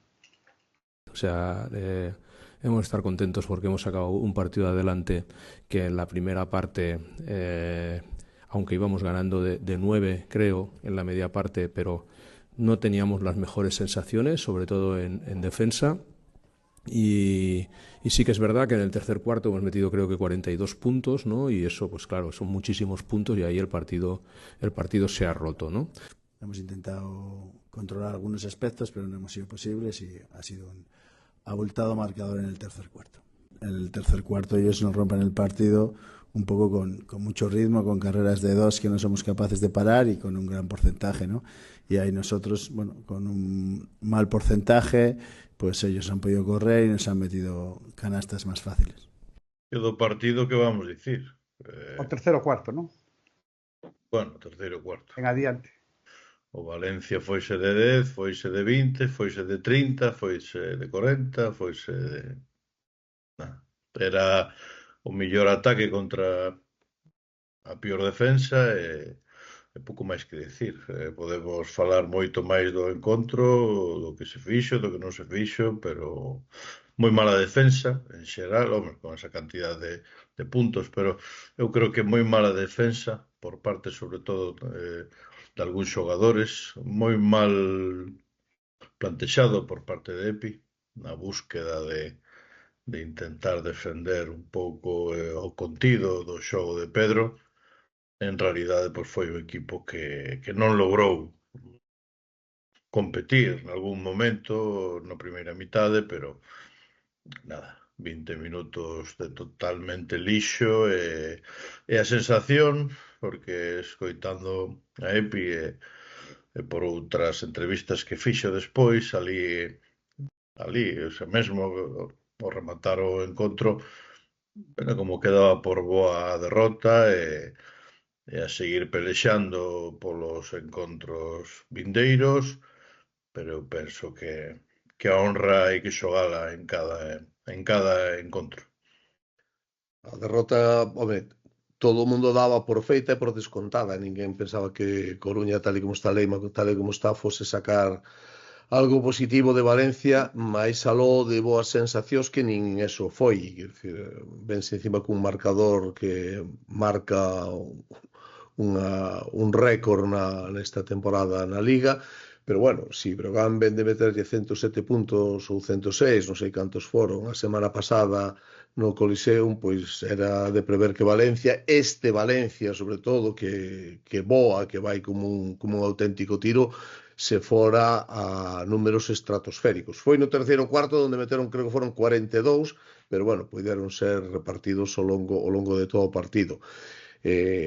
Estamos no mismo punto de sempre. A dúbida está en saber si o equipo será quen de repoñerse para o partido de Girona deste domingo, que como perda, como Moncho se leva a victoria do Coliseum, eu creo que xa pouco se pode agardar do que poda facer Leima nesta temporada. Eu segui o partido por un pouco polas redes porque estaba vendo o Obradoiro e bueno, todo o mundo no círculo un pouco que estábamos ali pois estaba botándose un pouco as mans á cabeza vendo a debacle, as diferenzas que había neste partido. Eu remítimo que levo dicindo neste faladoiro desde fai moitas semanas. Eu creo que aquí isto ten un responsable, claro e directo, que é o Consello de Administración do Leima Basket Coruña, que eu creo que son que a xente que está aí non teñense que dedicar ao que se teñen que dedicar e olvidarse de dedicarse a xestionar un club de baloncesto. O club de baloncesto non é unha empresa, é unha empresa, pero non é unha empresa. O club de baloncesto, cando as cousas non van ben, como neste caso, xa desde a pouco máis de comenzar a temporada, tes que tomar decisións, tes que, pois, non sei, pois si te tes que endebedar, si te tes que tomar decisións drásticas, tes que tomar decisións drásticas. Si tes que votar o adestrador, tes que votar o adestrador. E iso, o Consello de Administración do Leima, creo que viven nunha situación paralela, nun mundo paralelo, que son, por decirlo así, grandes profesionais, polo que teño entendido, no seu ámbito profesional, valga a redundancia, pero moi amateurs no mundo profesional dun equipo ACB. Entonces, pois, eu creo que vai ser un final de temporada bastante triste, porque a min resultame triste, despois de ver o que das 2-3 veces que fun ao Coliseo, ver 8.000, 9.000 aficionados ali, ca ilusión que empezou este proxecto e o que podía ser este proxecto en Coruña, pois co tiren por a borda. Eso sí, seguramente acabarán a temporada, dirán que xestión económica fantástica, seguramente non terán débeda, pero o equipo se irá a LEP e a ver como se recompón na LEP. Robert, de todas formas, perdona o vídeo, solo un segundo nada máis para entrar máis en xogo, non? As estadísticas dicen que son para romper, pero ten unhas, Roberto, demoledoras neste momento. Bueno, eu fixen unha mirada atrás, non? Dos últimos 25 anos. En realidade, este Leima Coruña é o equipo que máis puntos recibe da historia. Non? Que falar desto xa, porque para gañar encontros tens que defender ben. Isto é unha das premisas do básquet, non? Logo é o quinto pior de máis menos da historia nos últimos 26 anos. Dos puntos é de toda a historia ACB, e do máis menos é dos últimos 26. Eu estive vendo que fixeron os equipos que quedaron últimos e que estaban na mesma xornada que está o Leima. Entón, é unha cousa curiosa porque os equipos que se salvaron, que foron de 25 ocasións en 6, é porque lograron gañar nos últimos 10 encontros unha media de 6 partidos. Entón, eso é o teito que ten que cumprir o Leima se se quere salvar. Estadísticamente. E logo, cando descenden, que é un pouco o que está a decir Sergio, non é que se queden cerca das 6 victorias, sino que gañan unha media de 1,7. Entón, os que descenden é que xa se deixan levar. Entón, a premisa deste Leima, o que se quera agarrar, que eu seguramente xa non me vou agarrar, pero o que se queira agarrar, é que teñen que ganar 6 encontros dos últimos 10. O primeiro ten que ser contra Girona. O clube está poñendo entradas a 15 euros, a precios, digamos, módicos, para intentar encher o encontro e ver se esa é a primeira das 6 que necesita estadísticamente falando. Que con 11... O vídeo que te cortea. Incluso con... No, eu era apuntando un pouco no que decía Sergio, pero bueno, por seguir o fío argumental no que estamos agora das vitorias que se necesitan e tal, 11 vitorias, claro, sigue Leima, gaña 6, Leima ahora ten moito enfrontamento directo, entón evidentemente 11 vanlle chegar, e eu incluso, non sei, habría que facer moitos números, si con 10, porque se gaña con todos estes directos cos que xa lles ganou na primeira volta, diferente ao caso de Breogán, que non ten a veraxa aí, ou era, vamos, deixalo aí nesa loita.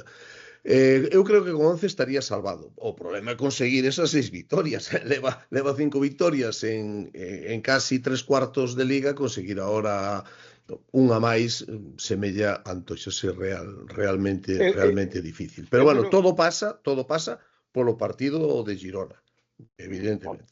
E se non, e xa por afiar o de antes de Sergio, e se non, é o que creo que a xente de Coruña, se perden con Girona, en vez de volverse moi locos co que pasou, bueno, é o seu primeiro ano en deporte profesional, estas cousas pasan, a novatada págase, o que ten que facer é disfrutar do baloncesto profesional o tempo que lles queda, rearmarse e volvelo a intentar no futuro con máis experiencia xa. Sí, falando un pouco deso a última Sergio que cambiamos para Brogan. É que creo que non... A ver, tenlle gañar a Girona sí ou sí, tería só a verás gañado con eles. É dicir, eu creo que a pelexa está con Girona, porque hai que dar por sentado que Granada vai estar aí acompañando e eu creo que a pelexa é Girona, porque evidentemente a Breogán xa non vai a chegar, bueno, Andorra está con 8, creo, non? Sí, e alguén máis, Bilbao... Sí, con 8 están Girona, Lleida... Bueno, Lleida, sí. Pero Lleida ten que xogar, creo, non? Non, xa xogaron os dous que gañou os dous Coruña. Exactamente. Aí ten que ten os saberás favorables aí abaixo. Gana a Girona tamén, bueno... Sí, ten a vantaxe, gañando a Girona, de que ten os saberás gañados con Lleida e con Girona. Porque Granada, eu a Granada xa non meto na ecuación, porque se metes a Granada na ecuación... Non sale Coruña. Eu creo que esas contas habrá que facelas a partir desta fin de semana e co resultado desta fin de semana. Se Coruña gaña, bueno... Exactamente, imos ver que pasa. Vamos a escoitar primeiro falando xa do partido de Brogan con Murcia, primeiro a Sito Alonso, despois a Luis Casimiro falando no pospartido. Y está jugando a un nivel increíble, Jordan. Increíble. La verdad, yo me alegro. Además, es una persona, lo queremos un montón, ¿no? Y Artus es un poco lo mismo, ¿no? Vino en un momento de la temporada donde nosotros no teníamos a Jonas Radebo el año anterior. Lo que pasa es que luego Jonas se incorporó al equipo y él se quedó sin un minutaje que necesita para su progresión, porque tiene un nivel tremendo. Es un tirador fantástico y un jugador de una intensidad defensiva, como ha demostrado durante muchos minutos contra Luz de hoy, impresionante. Y todo lo que le vaya bien a Artus y a Jordan, excepto hoy, normal, ¿no? Pues nos va bien a nosotros porque los queremos mucho. Jugar aquí no es fácil, ¿eh? Jugar aquí no es fácil. Jugar aquí la presión, yo no sé si la sentís vosotros cuando estáis abajo, pero por eso he empezado así, me parece algo espectacular. A mí no me importa que se metan conmigo, es lo que tienen que hacer. Me parece algo espectacular, cómo animan a su equipo cuando pierde, cuando gana.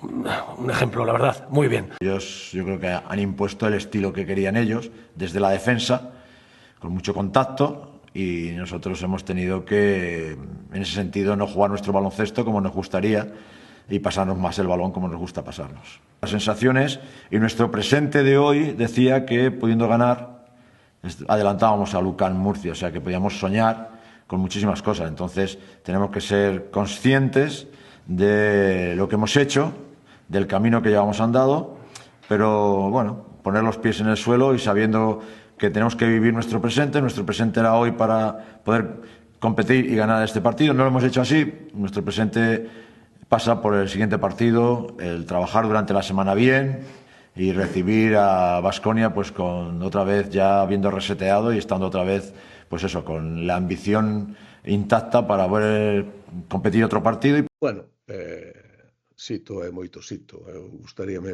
escoitar a Sito si palmar ao partido que se xogou en Lugo, pero está ben, que sean estas cosas está ben. E eu, bueno, eu do partido en realidad si queredes despois falamos, eu solamente debatimos, eu solamente un par de liñas maestras do que pasou. Eu non vin un Breogán recoñecível, digamos, pero non por demérito seu, sino por mérito da gran defensa que fixo Murcia. Si vin, en suma, un Murcia recoñecível das últimas temporadas, dos últimos tempos, un Murcia de sito, e non un Murcia das últimas xornadas. Digamos que Murcia recuperou a súa esencia que parecía que perdera, recuperou no Lugo. As defensas que plantexou Sito, bueno, impediron completamente a fluidez no xogo, as liñas de pase negadas, moita presión no perímetro, afogando despois dentro, provocou malos tiros, penetracións que xogando o seu balón ali e fallando debaixo do aro, simplemente con ver as porcentaxes do partido, é que é imposible que Breogán gañara ese partido. Fixo 36% de 2, 33% de 3 e 57% de tiros libres. Eso é un partido moi malo. E ademais, despois en Murcia, en ataque, tuvo a paciencia necesaria para superar todas as defensas que lle plantexou Luis Casimiro, superou as axudas dos exteriores, dos interiores do Breogán, hubo perfecta ocupación dos espazos ata buscar lanzamentos liberados, que na primeira metade os anotaron casi todos, e, bueno, a fin de contas, dominou no partido, nada que decir, Murcia foi superior, é un equipo superior, e levou o partido, sin máis. Eu creo que Murcia, a diferencia do Leima, podemos comparar os dous partidos. O Leima non, digamos, deixou xogar o Brogan, e polo tanto o Brogan xogou, ou que a Murcia nunca lle deixou xogar o Brogan, e polo tanto o Brogan non poido xogar. Logo, a tortazos e a triples gañaron. Entón, se domiñas esas dúas facetas do baloncesto, tes moito feito. Robert, Murcia, eso é o dos tortazos, Murcia marca copyright. Tete, tortazos. Mira, ahora, e xa lle deixo a Sergio, eu antes de empezar o partido, cunha persoa moi achegada a min, me preguntaba, bueno, tú como ves e tal, e eu lle dixen, mira, vai depender de como se adapte Breogán ao nivel da arbitraxe. Sabemos que as arbitraxes son dunha maneira ou doutra, os partidos, tú teste que adaptar. E Breogán non se adaptou á arbitraxe que, bueno, o nivel de arbitraxe que marcaron os colexiados. Permitiron moito contacto e Breogán non se adaptou a eso, non estuvo ao nivel defensivo de Murcia e eso lle costou o partido. Si, eu, por unha vez, vou estar de acordo con o vídeo. E no, porque eu vin a segunda parte do Breogán, me imagino que sería desde o inicio do partido o mesmo. É dicir, eu creo que polo que vin un pouco o plantexamento de Murcia, o plantexamento de Sito moi parecido ao que lle fixo a Leima en Coruña, é dicir, mete o 5 atrás, especie de como chameu de líbero. Entonces, colasa a liñas de pase dos exteriores, aí dan hostias por un tubo, os árbitros, pois é o nivel de arbitraxe que entendan, se lle permite Murcia, pois aí navega caro vento, e entonces aí normalmente confunde con ese tipo de defensa que parece, dices tú, que coño está facendo? Pero confunde bastante, sobre todo os interiores do equipo contrario. E logo, eu creo que eso que o Breogán, polo que vin, sobre todo no terceiro cuarto, vin como certo estado de frustración dos propios xogadores de Breogán, de que non se daban dese enmarañao desa defensa e esas porcentaxes tan malas, porque además deixándose esa cantidad de tiros libres polo camiño, ante un equipo como Murcia, que bueno, que encima ten al pavo del Dinan Ellis, que se dedica a facer un pouco payaso, pero é moi o teatrillo ese. O teatrillo que monta e tal, pero é que é moi bon. É moi bon, Nada que decir, na calidade nada que decir, despois no resto, pois bueno, xa vai de outra maneira. Madi Murcia, pois é o sucesor de Rozas. Pois ten outro xogador, perdón, no vídeo, que a mí me encanta, que é Rodius Kurus. Ese xogador é un 3-4 aí, que é fortísimo, ademais, que choca, que dá, que non se arruga para nada, e é un xogador de con moitísima calidad. Quería decir unha cousa, claro, Rodi os Curus son destes xogadores que polo que sexa non logran triunfar a nivel Euroliga e quen o ficha no outro estrato para baixo ficha un super xogador. E logo quería comentar que Mabra, non? Cando ten que meter moito é cando menos dano fai, non? Fixo somente 2 asistencias, moitos puntos, el xoga moi ben con ese movimento de balón armónico, non?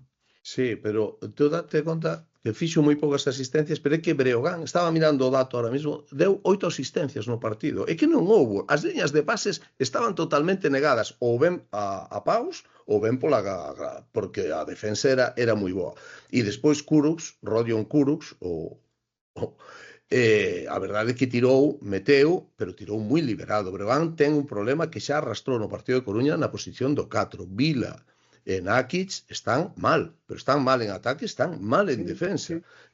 Parece como se lles costara chegar, e a Aranitovic estalle costando recuperar tamén da lesión. En Coruña tampouco fixo un gran partido, onte tampouco estuvo ben na anotación.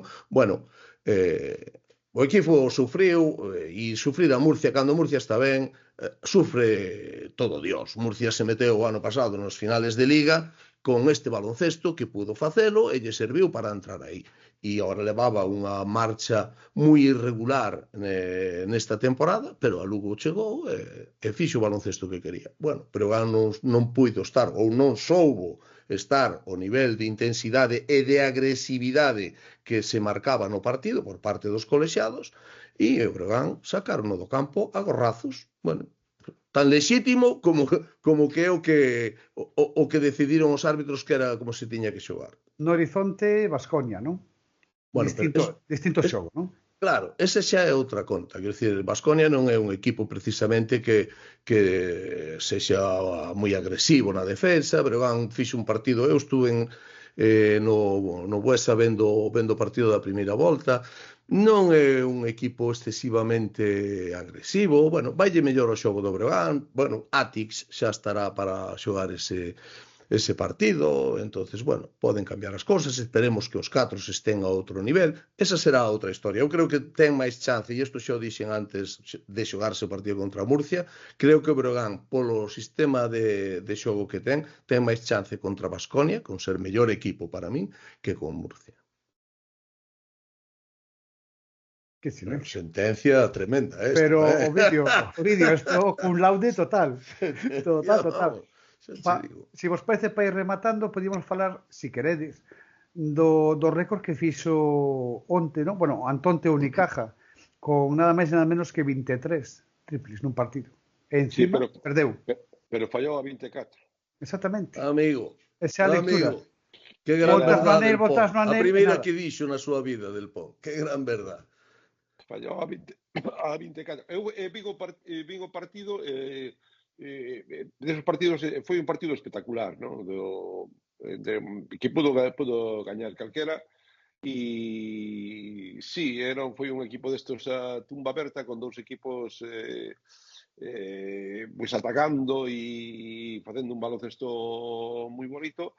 E este Madrid pois é o que ten, que houve un momento que iba desenganchado, creo que 12 ou 13 abaixo, e de repente se volve a enganchar o partido sin xogadores como Campazo, todo o mundo dice que está mal, pero sempre aparece alguén por aí, hasta Musa xogou partido de Feliz, eu creo que aí hubo partido para recuperar a Meis e Feliz e tal. Bueno. Sí, porque eu creo que Feliz, o problema deste chaval de Feliz é que a mí era un xogador, cando fichou Madrid, hombre. Por algo será que la Peña fixo unha temporada excepcional. Eu creo que chegar aí a toparte por diante con Campazo, con Jul e con toda a mafia, pequena mafia que hai aí dentro, pues creo que o chaval está pagando, que é lógico, o primeiro ano de novato, non? Pues Sergio, se hai mafia en el Madrid, non te digo hace 6 ou 7 años. No, sempre houbo. El Madrid en sí es una mafia. Son conceptos que van para ellos. Robert, quedan 2 minutos. Si quieres alongar el tema, puedes alongarlo. Eso, no, mafia no, no sentido de No, xa, pero no. No, Creo máis que me refiro con vestiarios moi feitos, moi Consolidados, consolidados. vamos a quedar Claro. ben, consolidados. con Thomas Hurtel, por ejemplo, dentro dese Sí, vestidario, non? é un bon exemplo, sí. Eso, pues, Non, o baloncesto de hoxe, que a mí non me gusta moito, pero os adestradores de hoxe din que é o baloncesto con máis calidade da historia. Entón, como se xoga moito a triplas, pois hoxe podes estar a perder de 12 e podes remontar en 3 ou 4 minutos. Se colles o vento da túa, non? Entón, pois bueno. E o Madrid e o Unicaja pois son exponentes, os mellores exponentes, xunto con algún máis con Valencia e de, con Baxi. con Valencia e con Baxi Manresa, pois do baloncesto español de hoxe. Pois, se vos parece, imos calareta da CB, Sergio non te vayas, e despois, tanto Robert como Vídeo, imos para a Costa, para a Mariña, imos para Ribadeo posteriormente, co Club Baloncesto Ría de Ribadeo. Graciñas, unha aperta grande para todos. Boa semana. Chao.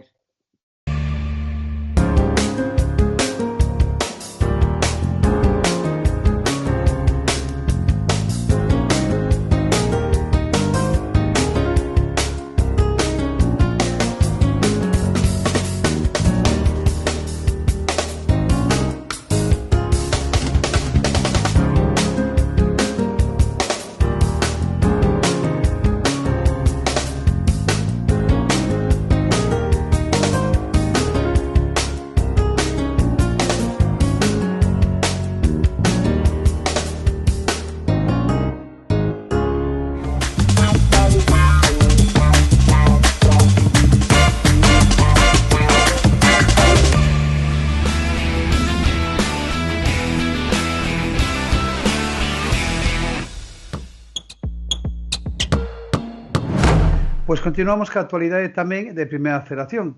Cara e cruz de novo. Non hai maneira, Andrés. Moi boa, Sergio. Andrés, non hai maneira. Boas noites. Hola, boas. Boa noite. Bueno, non hai maneira, como dixo Moncho, xogando así gañaranse partidos, pero levamos 10 vai un. Entón, eu penso que o discurso agotas. Imos escoitalo, se che sí. parece, dicindo, pois, eso, que o que costa é gañar, non? Pero como te decía, esto va de ganar. Nosotros queremos jugar playoff. Iniciamos la temporada con el objetivo de asegurar la permanencia y aspirar al playoff, dar ese salto clasificatorio que no se consiguió la temporada pasada.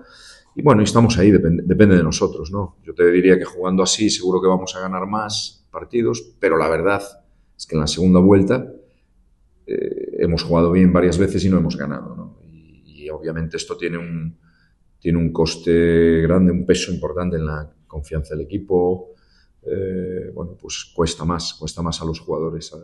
Bueno, que dicía antes, que xogando así o COP vai gañar partidos, que depende de si mesmo para entrar no playoff. Para min é unha concatenación de clichés, un tras de outro durante ese corte, pero é certo que o COP si tivo a vitoria nas súas mans, pero propiamente as mans de Mendicote foron as que deixaron escapar esa victoria. Ao final, un despiste, eu penso que unha desconexión nun momento clave contra un xogador como a Renfro forza unha prórroga na que o COP xa chega coa lingua fora e penso que mentalmente tamén agotada despois tamén de ir diante no encontro en moitos momentos e que le trae unha derrota máis.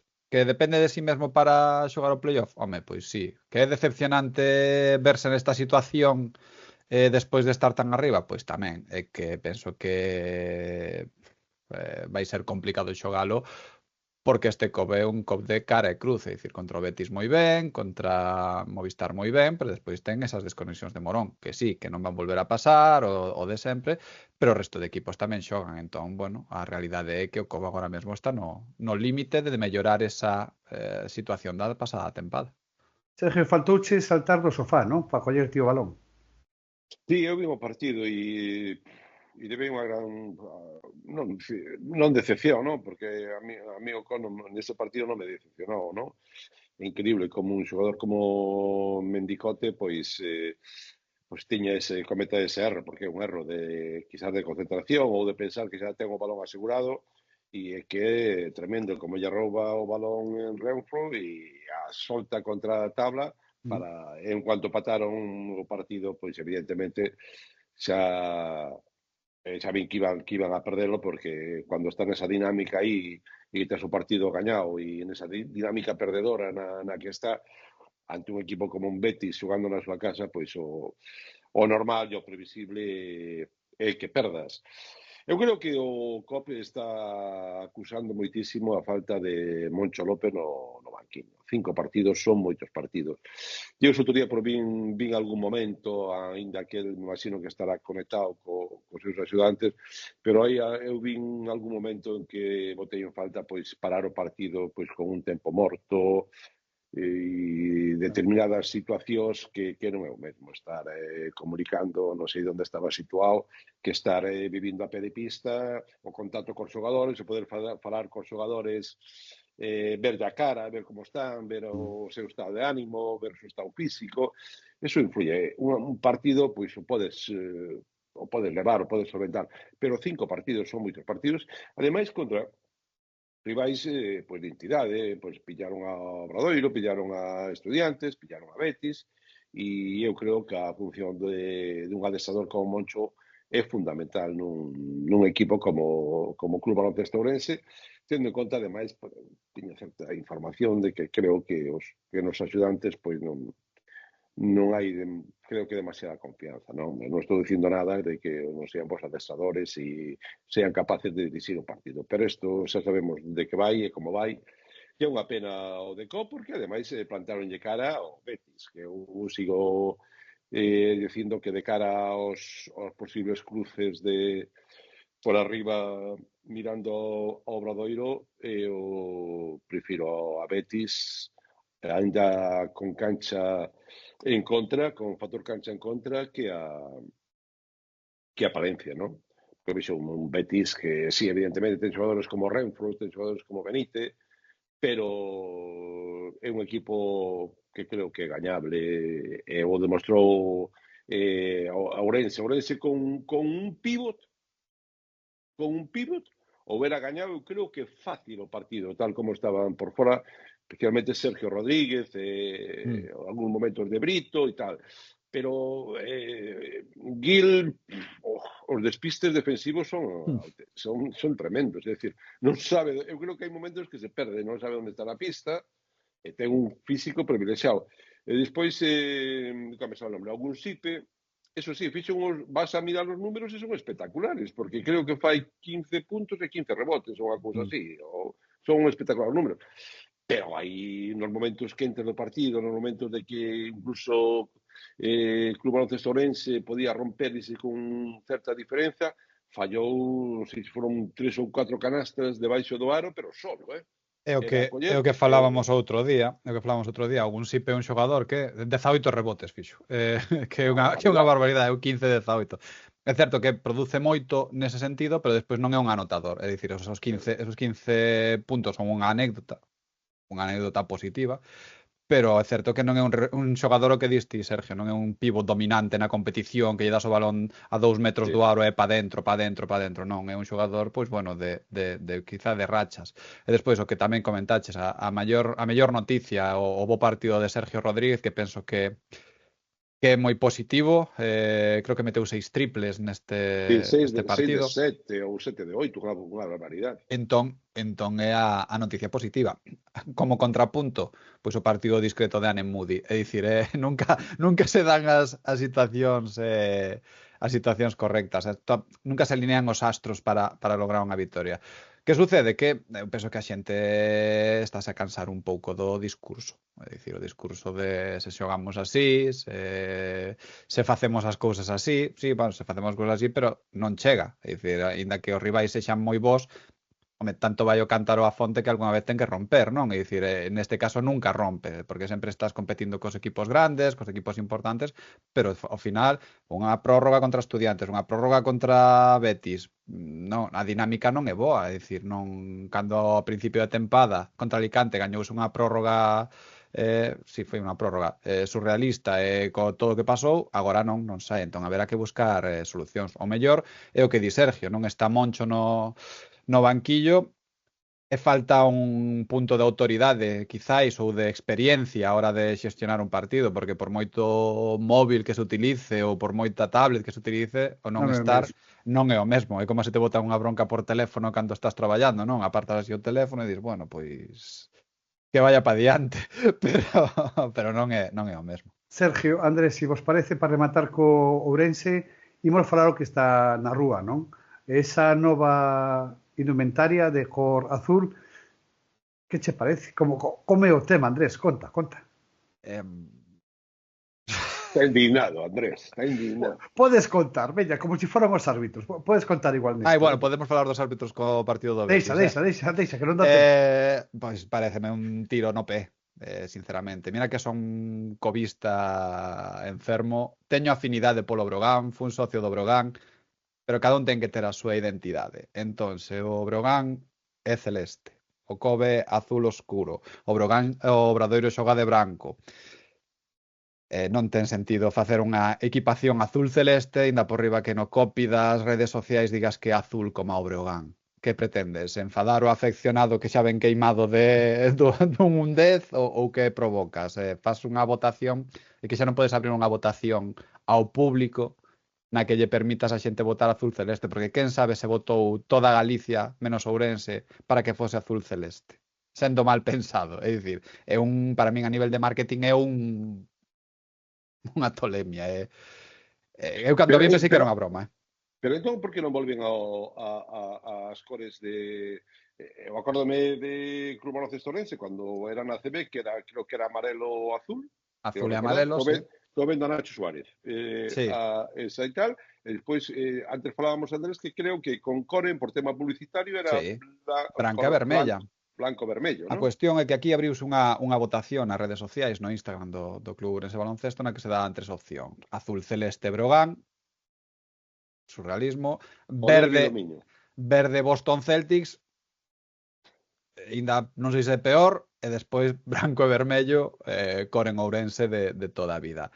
Chega a votación e sei que gaña azul celeste Brogan, e non só fais esa camiseta, senón que no copy incídese que é as cores do Brogan. Entón eu non entendo se o Brogan vai xogar a semana que ven coas cores do COP, entón vai xogar azul escuro e amarelo. Non sei se para que, como o Brogan está en boa dinámica, está gañando partidos, e para que se cambiamos camisetas o Brogan gaña o partido, pensamos que o COP, pero non, a mí pareceme, a nivel de marketing pareceme un delirio, non sei se quixeron innovar, pero hai veces que a innovación é un desastre, para min isto é un desastre. É que o vermello ademais é unha cor moi significativa de Ourense. Estou pensando ahora un pouco no equipo de fútbol, que era o equipo de fútbol, que agora tampouco sei qual é o equipo de fútbol, porque a UD e non sei que, non sei cal é un e cal é outro. Bueno, a UD é o orixen do Clube Deportivo Ourense, vale, é un clube popular, e despois o Ourense CF é a ponte de toda a vida. É a ponte de a ponte de toda a vida que xoga de azul tamén. E algo que non se pode nin entender, porque non unifica, pero creo que aí hai tiros. Bueno, eso é un tema para falar outro día nun podcast de fútbol. Quédanos 5 minutinhos nada máis, Vale, veña, imos co Obradoiro escoitar primeiro a Félix e a Vitoria. Fala de que é un partido máis na súa ruta po playoff con unha boa solidez mental. Y lo importante es la solidez que está mostrando el equipo a nivel mental en esos momentos cruciales. Nos ha pasado ya en bastantes ocasiones en las que el rival se acerca en el marcador y en ningún momento nos ponemos nerviosos ni perdemos el foco. Viendo las estadísticas veo que hemos hecho 24 asistencias, lo cual habla muy bien del juego coral del equipo, también lógicamente del acierto, porque hay veces que te pasas el balón y no anotas, no aciertas con esas canastas. Y luego otra cosa sorprendente es la valoración, ¿no? Hemos hecho 110 valoración por 66 de ellos. Creo que ha sido un partido extraordinario, pero es solo un partido más, única y exclusivamente. Este partido de la clasificación solo suma una victoria. Así que, por lo tanto, no tenemos que perder el foco. Siento ser un aguafiestas, ya se lo he dicho a ellos, pero ese es el objetivo. Tenemos que seguir trabajando para de cara al partido del viernes, que va a ser un partido complicado contra un rival que viene en una muy mala dinámica y que se está jugando la permanencia. Bueno, é un partido máis, efectivamente é un partido máis, pero é un partido que marca unha situación de Obradoiro ante un equipo que está segundo que viña a unha vitoria ou unha derrota, como queremos ver, do líder con opcións de ascender directamente. Un equipo que, como Estudiantes, que aquí en Santiago, pois todo o mundo estaba esperando a ver que é capaz de facer este Obradoiro actual, e a verdad que foi un partido fantástico. Fantástico. O SAR estaba impresionante, 5.500 persoas, está traballando moi ben agora o club no sentido de marketing, de facer cousas que a afición, de nas bancadas crear situacións como mediante a publicidade e tal, con os papelitos, etcétera, etcétera.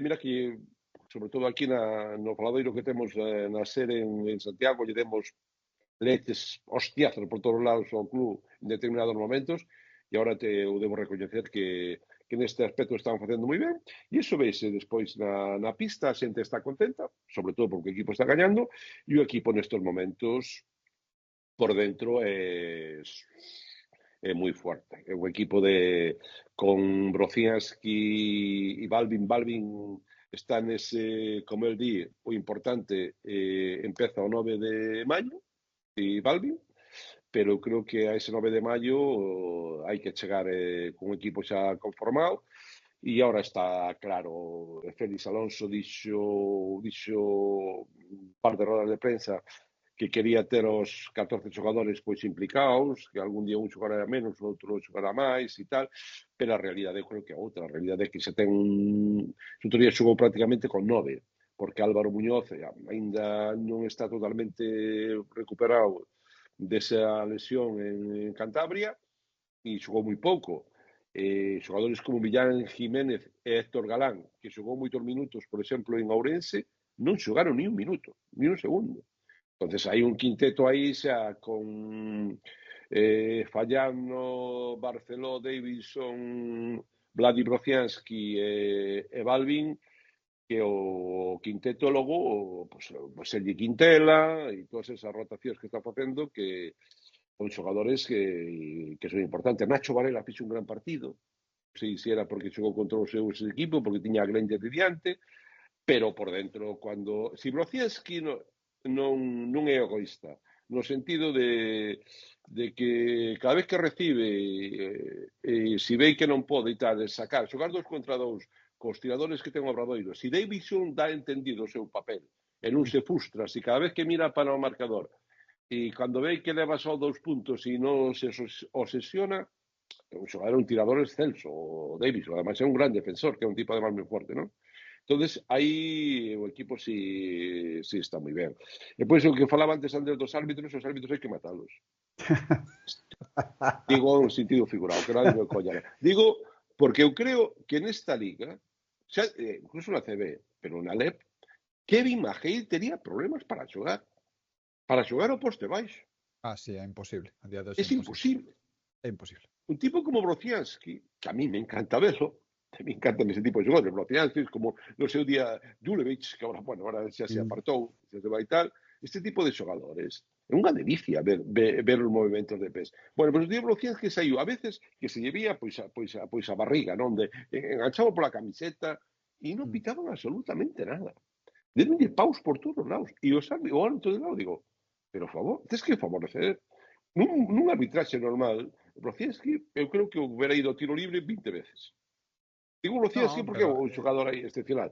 E entonces, non estou dicindo que pitaran cos árbitros, tuveron erros, como todos, en todos os partidos, algún favoreceu o Obradoiro, algún favoreceu, ou prexudicou o Obradoiro, outro prexudicou a Estudiantes. Non vou entrar nese tipo de dinámica. Un minutiño temos. Nestas situacións de tal. Entón, o Obradoiro, pois agora ten Benres Castellón, xa Félix anunciou que cuidadito, que son os están xogando a vida, e logo ten ese partido en Cantabria, que é o día 2, que eu supoño que ante Castellón, se o partido vai ben, é fácil, eu creo que aí ten que dar minutos a xente como Millán Jiménez, como Álvaro Muñoz, e non sei se meterá no roster a Rati, porque hai que recordar que en Cantabria, no tempo que resta, non vai a ter nin a Fallano nin a Alex Barceló, porque non estaban inscritos. Claro. E entonces aí tal.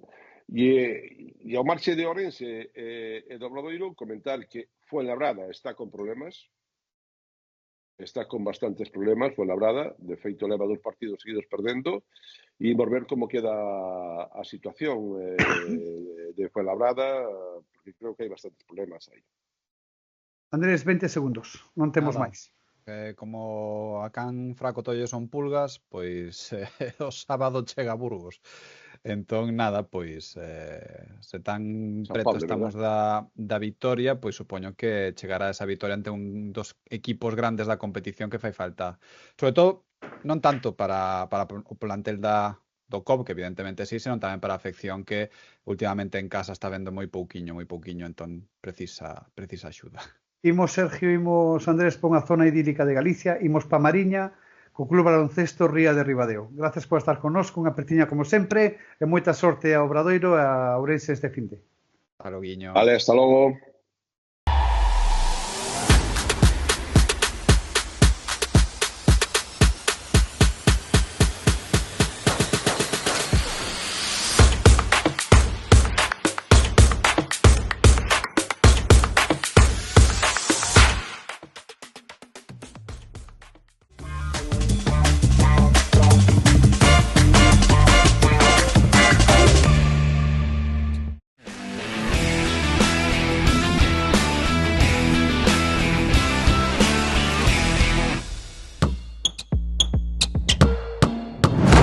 Pois seguimos, despois da letra da CB, gracias Andrés, gracias Sergio, co bloque de formación. En este caso imos cara a Mariña de Lugo, máis concreto a Ribadeo. Aí temos a... Hola Darío, que tal? Boas noites. Hola, boas noites. Ali temos a José Ramón Vázquez, presidente do Club Baloncesto Ribadeo, unha historia tremenda e que refundáchedes no ano 2013. Benvido e moitas grazas. Buenas noches a todos. Unha refundación, non? Despois daquelos que falábamos antes en off, equipos que tiña, bueno, monstruosos con Suso Fernández, con Tito Díaz, con Benito Mayor, bueno, la Repanocha, Esteban Gómez, Pirulo, etcétera. Sí, un club con mucha historia y con unas plantillas del baloncesto gallego histórico tremendas. Cuando llegué yo a Ribadeo, pues ese club ya no estaba con esa dinámica y tuvimos que en el 2013, con la aparición nuestra y sobre todo también de Sama, que nos echó una mano tremenda como coordinador deportivo del club, pues pudimos darle ese golpe de timón al club y poder federar a los niños, darles baloncesto, que en cuanto llegaban a infantiles pues ya no podían seguir haciendo baloncesto aquí en Ribadeo. Entonces ellos mismos fueron los que también nos dijeron lo de si consigo un par de niñas me haces un equipo, si consigo un par de niños un par de amigos me haces un equipo, y entonces pues bueno, tuvimos que echarlo adelante y la verdad pues hasta aquí estamos, con un montón de años por detrás, un montón de equipos y muy contentos. Darío, antes de hablar de Club Baloncesto Ribadeo, podemos, si te parece, desde tus conocimientos, tu experiencia, etcétera, hablar un poquito de lo que es el básquet en la Mariña de Lugo. Es que estamos a falar de realidades completamente diferentes. Ahora José nos explicará un pouco como é a cousa. Porque estamos falando, outro día falábamos con Jesús de Galobrín. Pero referíame, Darío, unha mirada introspectiva, ¿no? a historia do baloncesto na Mariña de Lugo, antes de facer eco do Club Baloncesto Ribadeo, ¿no? A Mariña de Lugo no baloncesto. Eu lembro cando adestraban Peleteiro de xogar contra equipos de moita tradición, como falabas ti de Ribadeo. Que bueno. Celtas de Foz tamén, non? Por exemplo. A verdade é que bueno, que son equipos que quedan o mellor moi lonxe de unha realidade sureña como mía, de Vigo, pero que en ocasións, por suposto que se falaba, moito traballo por diante, moita dispersión de población, costa facer equipos, ten moito mérito que a xente poda traballar eu lembro tamén en infantil, hace 9 anos, penso que foi, hace 8 anos, con Sama de adestrador, o fillo de Sama, non lembro o nombre, moi bo xogador. Entón son xeracións que costan moito traballo nesa zona poder facer equipos. Hai que ter certa sensibilidade. Logo falaremos do tema de Catalina, unha xogadora que está en selección galega, en femenino, que é a filla de José, e que ten que xogar nun equipo masculino, porque non hai xente para facer un equipo femenino.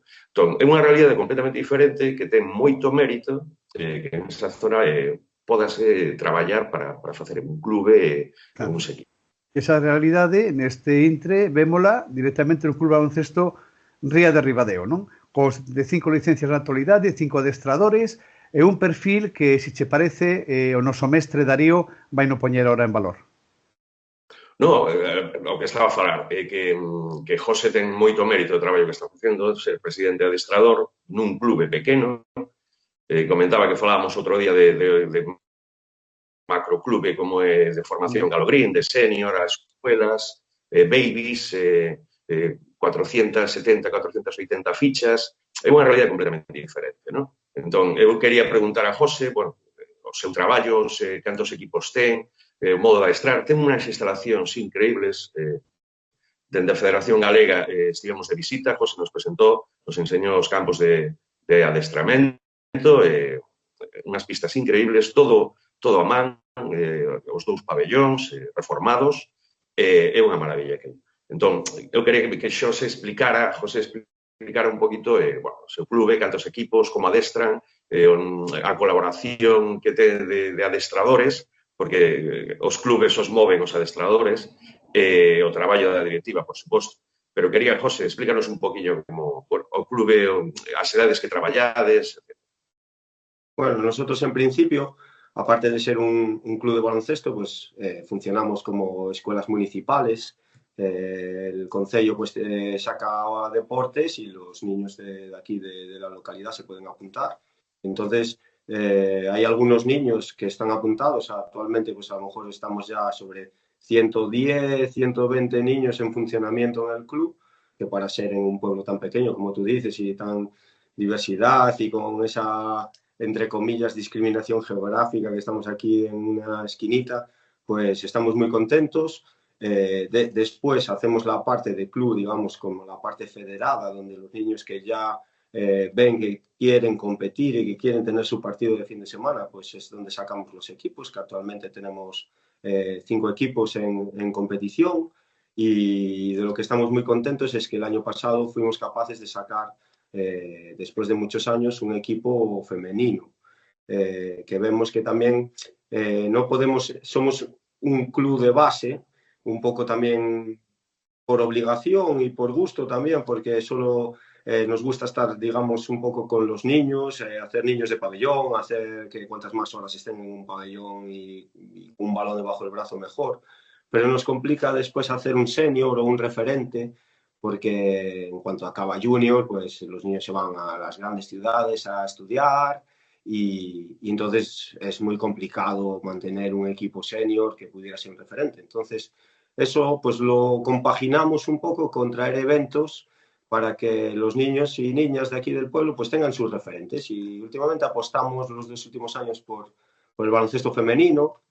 Hace 2 años hicimos el triangular de Illapancha con 3 equipos de Liga Femenina Endesa, y el año pasado vino a hacer aquí pues su preparatorio la selección U18 femenina española, del Campeonato de Europa. Entonces, bueno, pues nuestros jugadores y los niños del pueblo y las niñas pues van viendo cerca pues esos referentes, y entonces, bueno, pues vemos que se está incrementando, digamos, la participación femenina en el club, de lo cual estamos muy contentos. Y después, pues bueno, lo difícil en un pueblo pequeño es tener entrenadores.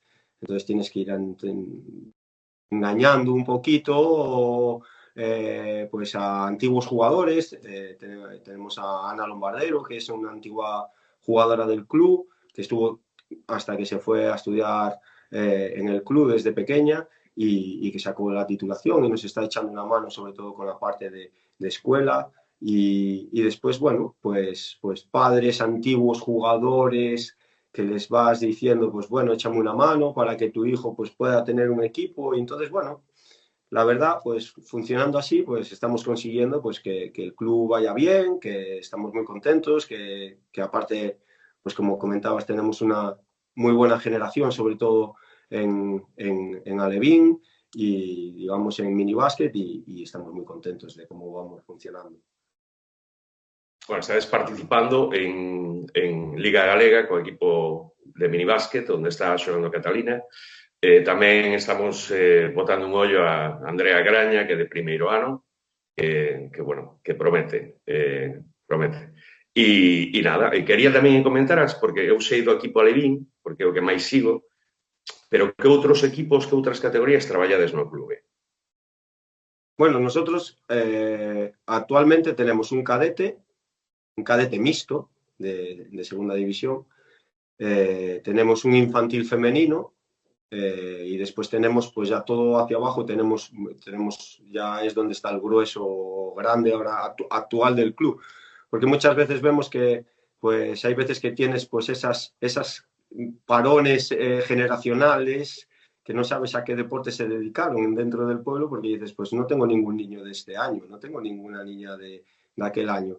Entonces, nosotros eso, desde junior hasta baby basket, trabajaríamos todo lo que, digamos, si los niños se inscribieran a jugar. O sea, nosotros les daríamos ese baloncesto.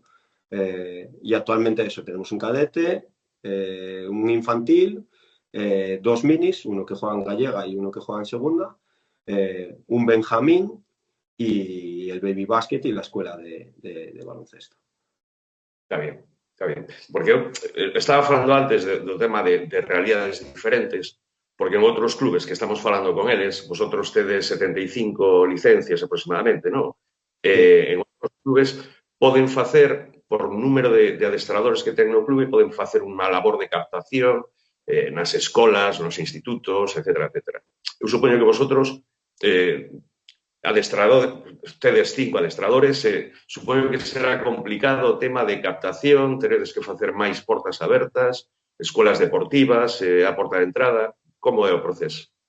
Sí, el proceso aquí es, abren un periodo de escuelas deportivas en el ayuntamiento y ahí es donde se inscriben los niños y después pues lo típico, pues alguna vez que vas a algún colegio y das alguna actividad si te pide pues el profesor de educación física, día de puertas abiertas, el día del amigo, pues vas intentando hacer un poquito pues toda esa captación de niños y de niñas que vengan al baloncesto. Después, a ver, es un pueblo pequeño y al final pues el boca a boca, el niño que está contento, que llama al niño del amigo del amigo y entonces al final pues es como conseguimos sacar, digamos, equipo o lo que os comentaba antes. Oye, José, si consigo 2 amigos, ¿nos haces equipo la temporada que viene? Pues si consigues 2 amigos y ya nosotros ya no miramos si la saben votar, o sea, es tú tráeme 2 amigos y entonces a partir de ahí pues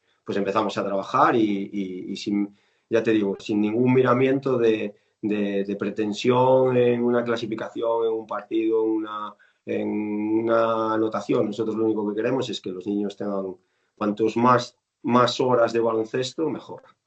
Tremendo, non? Que mérito, tremendo. Decir que no programa temos varios mariñáns ilustres, a Roberto Anidos, a Paco Trigo, de Ribadeo, e o Vídeo González, que vive tamén na Mariña, así que aí andamos todos. Todo isto que estás a falar necesita un apoio, entendo, un apoio tanto material como económico. No económico, como van as cousas, José? Bueno, pues como puede ser, siempre podría ir mejor, pero bueno, no nos podemos tampoco quejar. Sí que hemos tenido pues periodos difíciles, sobre todo pues los inicios fueron como mucho más complicados en este cambio de directiva, de que al final pasas de 2 equipos que juegan la liga escolar de la Mariña a de repente federarte y cada 2 fines de semana tener que ir a jugar la liga de Lugo o ahora que estamos jugando una liga autonómica, pues por ejemplo mañana nos vamos todos para Vigo a jugar mañana por la mañana. Entonces al final pues esa infraestructura hacia nuestro club pues es más complicada.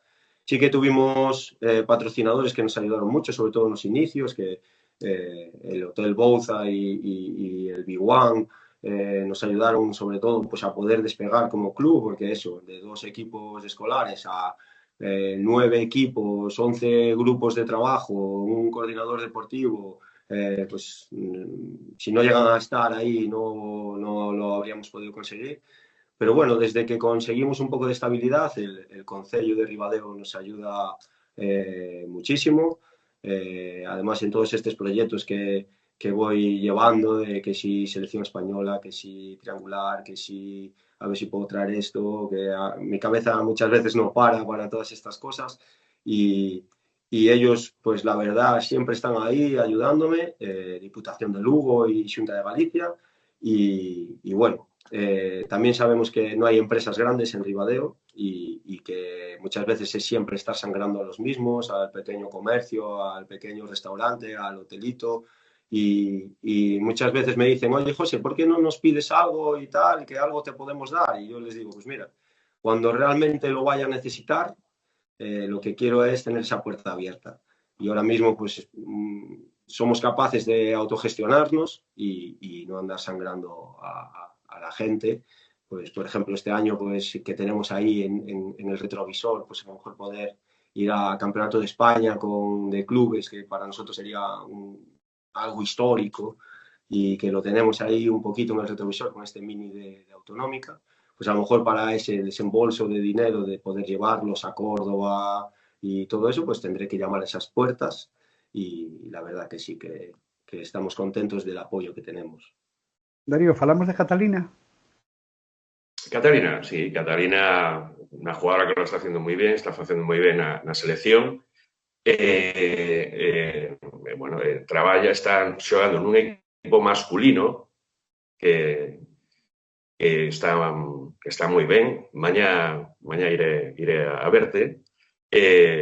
Bueno, fai moitas cousas, está mellorando, quedalle moito recorrido por facer, pero é moi traballadora, moi competitiva, ten personalidade, e xogando nun equipo masculino, pois está respondendo, pero moi ben. Estamos encantados con él a nivel personal tamén. Como dicía, tamén estamos botando un olliño a Andrea Graña, que é 2014, ten un ano menos, pero hai que botarle un ano porque ten todo. Entón, só falta traballo por detrás, e iso é o que imos facer. Ele salir ao clube e nós, se podemos, desde Friaba. Nada, José, vexo que, bueno, o apoio que tedes é increíble, o de Concello, percibino na visita que fixemos o presidente, a directora e máis eu, é unha locura o que estás facendo, ten moito mérito e bueno, nada, felicitarte polo vosso traballo. Vale, pues muchas gracias y bueno, pues también por la parte esa de lo que comentas, de tanto que como mis jugadoras que van a selección, pues el trabajo que les estáis dando, el cuidado que tienen, que vienen súper contentas, súper motivadas, súper cuidadas y nada, también agradeceros por esa parte el trabajo que hacéis. Pois, José, a seguir crecendo o clube e boa viaxe a Córdoba, se Dios quere, nos próximos meses. Veremos que sí, veremos que sí. Gracias por estar conosco e tamén por ser un seguidor do noso programa. Moitas gracias por ambas cousas. Vale, gracias por la invitación. Muchas gracias.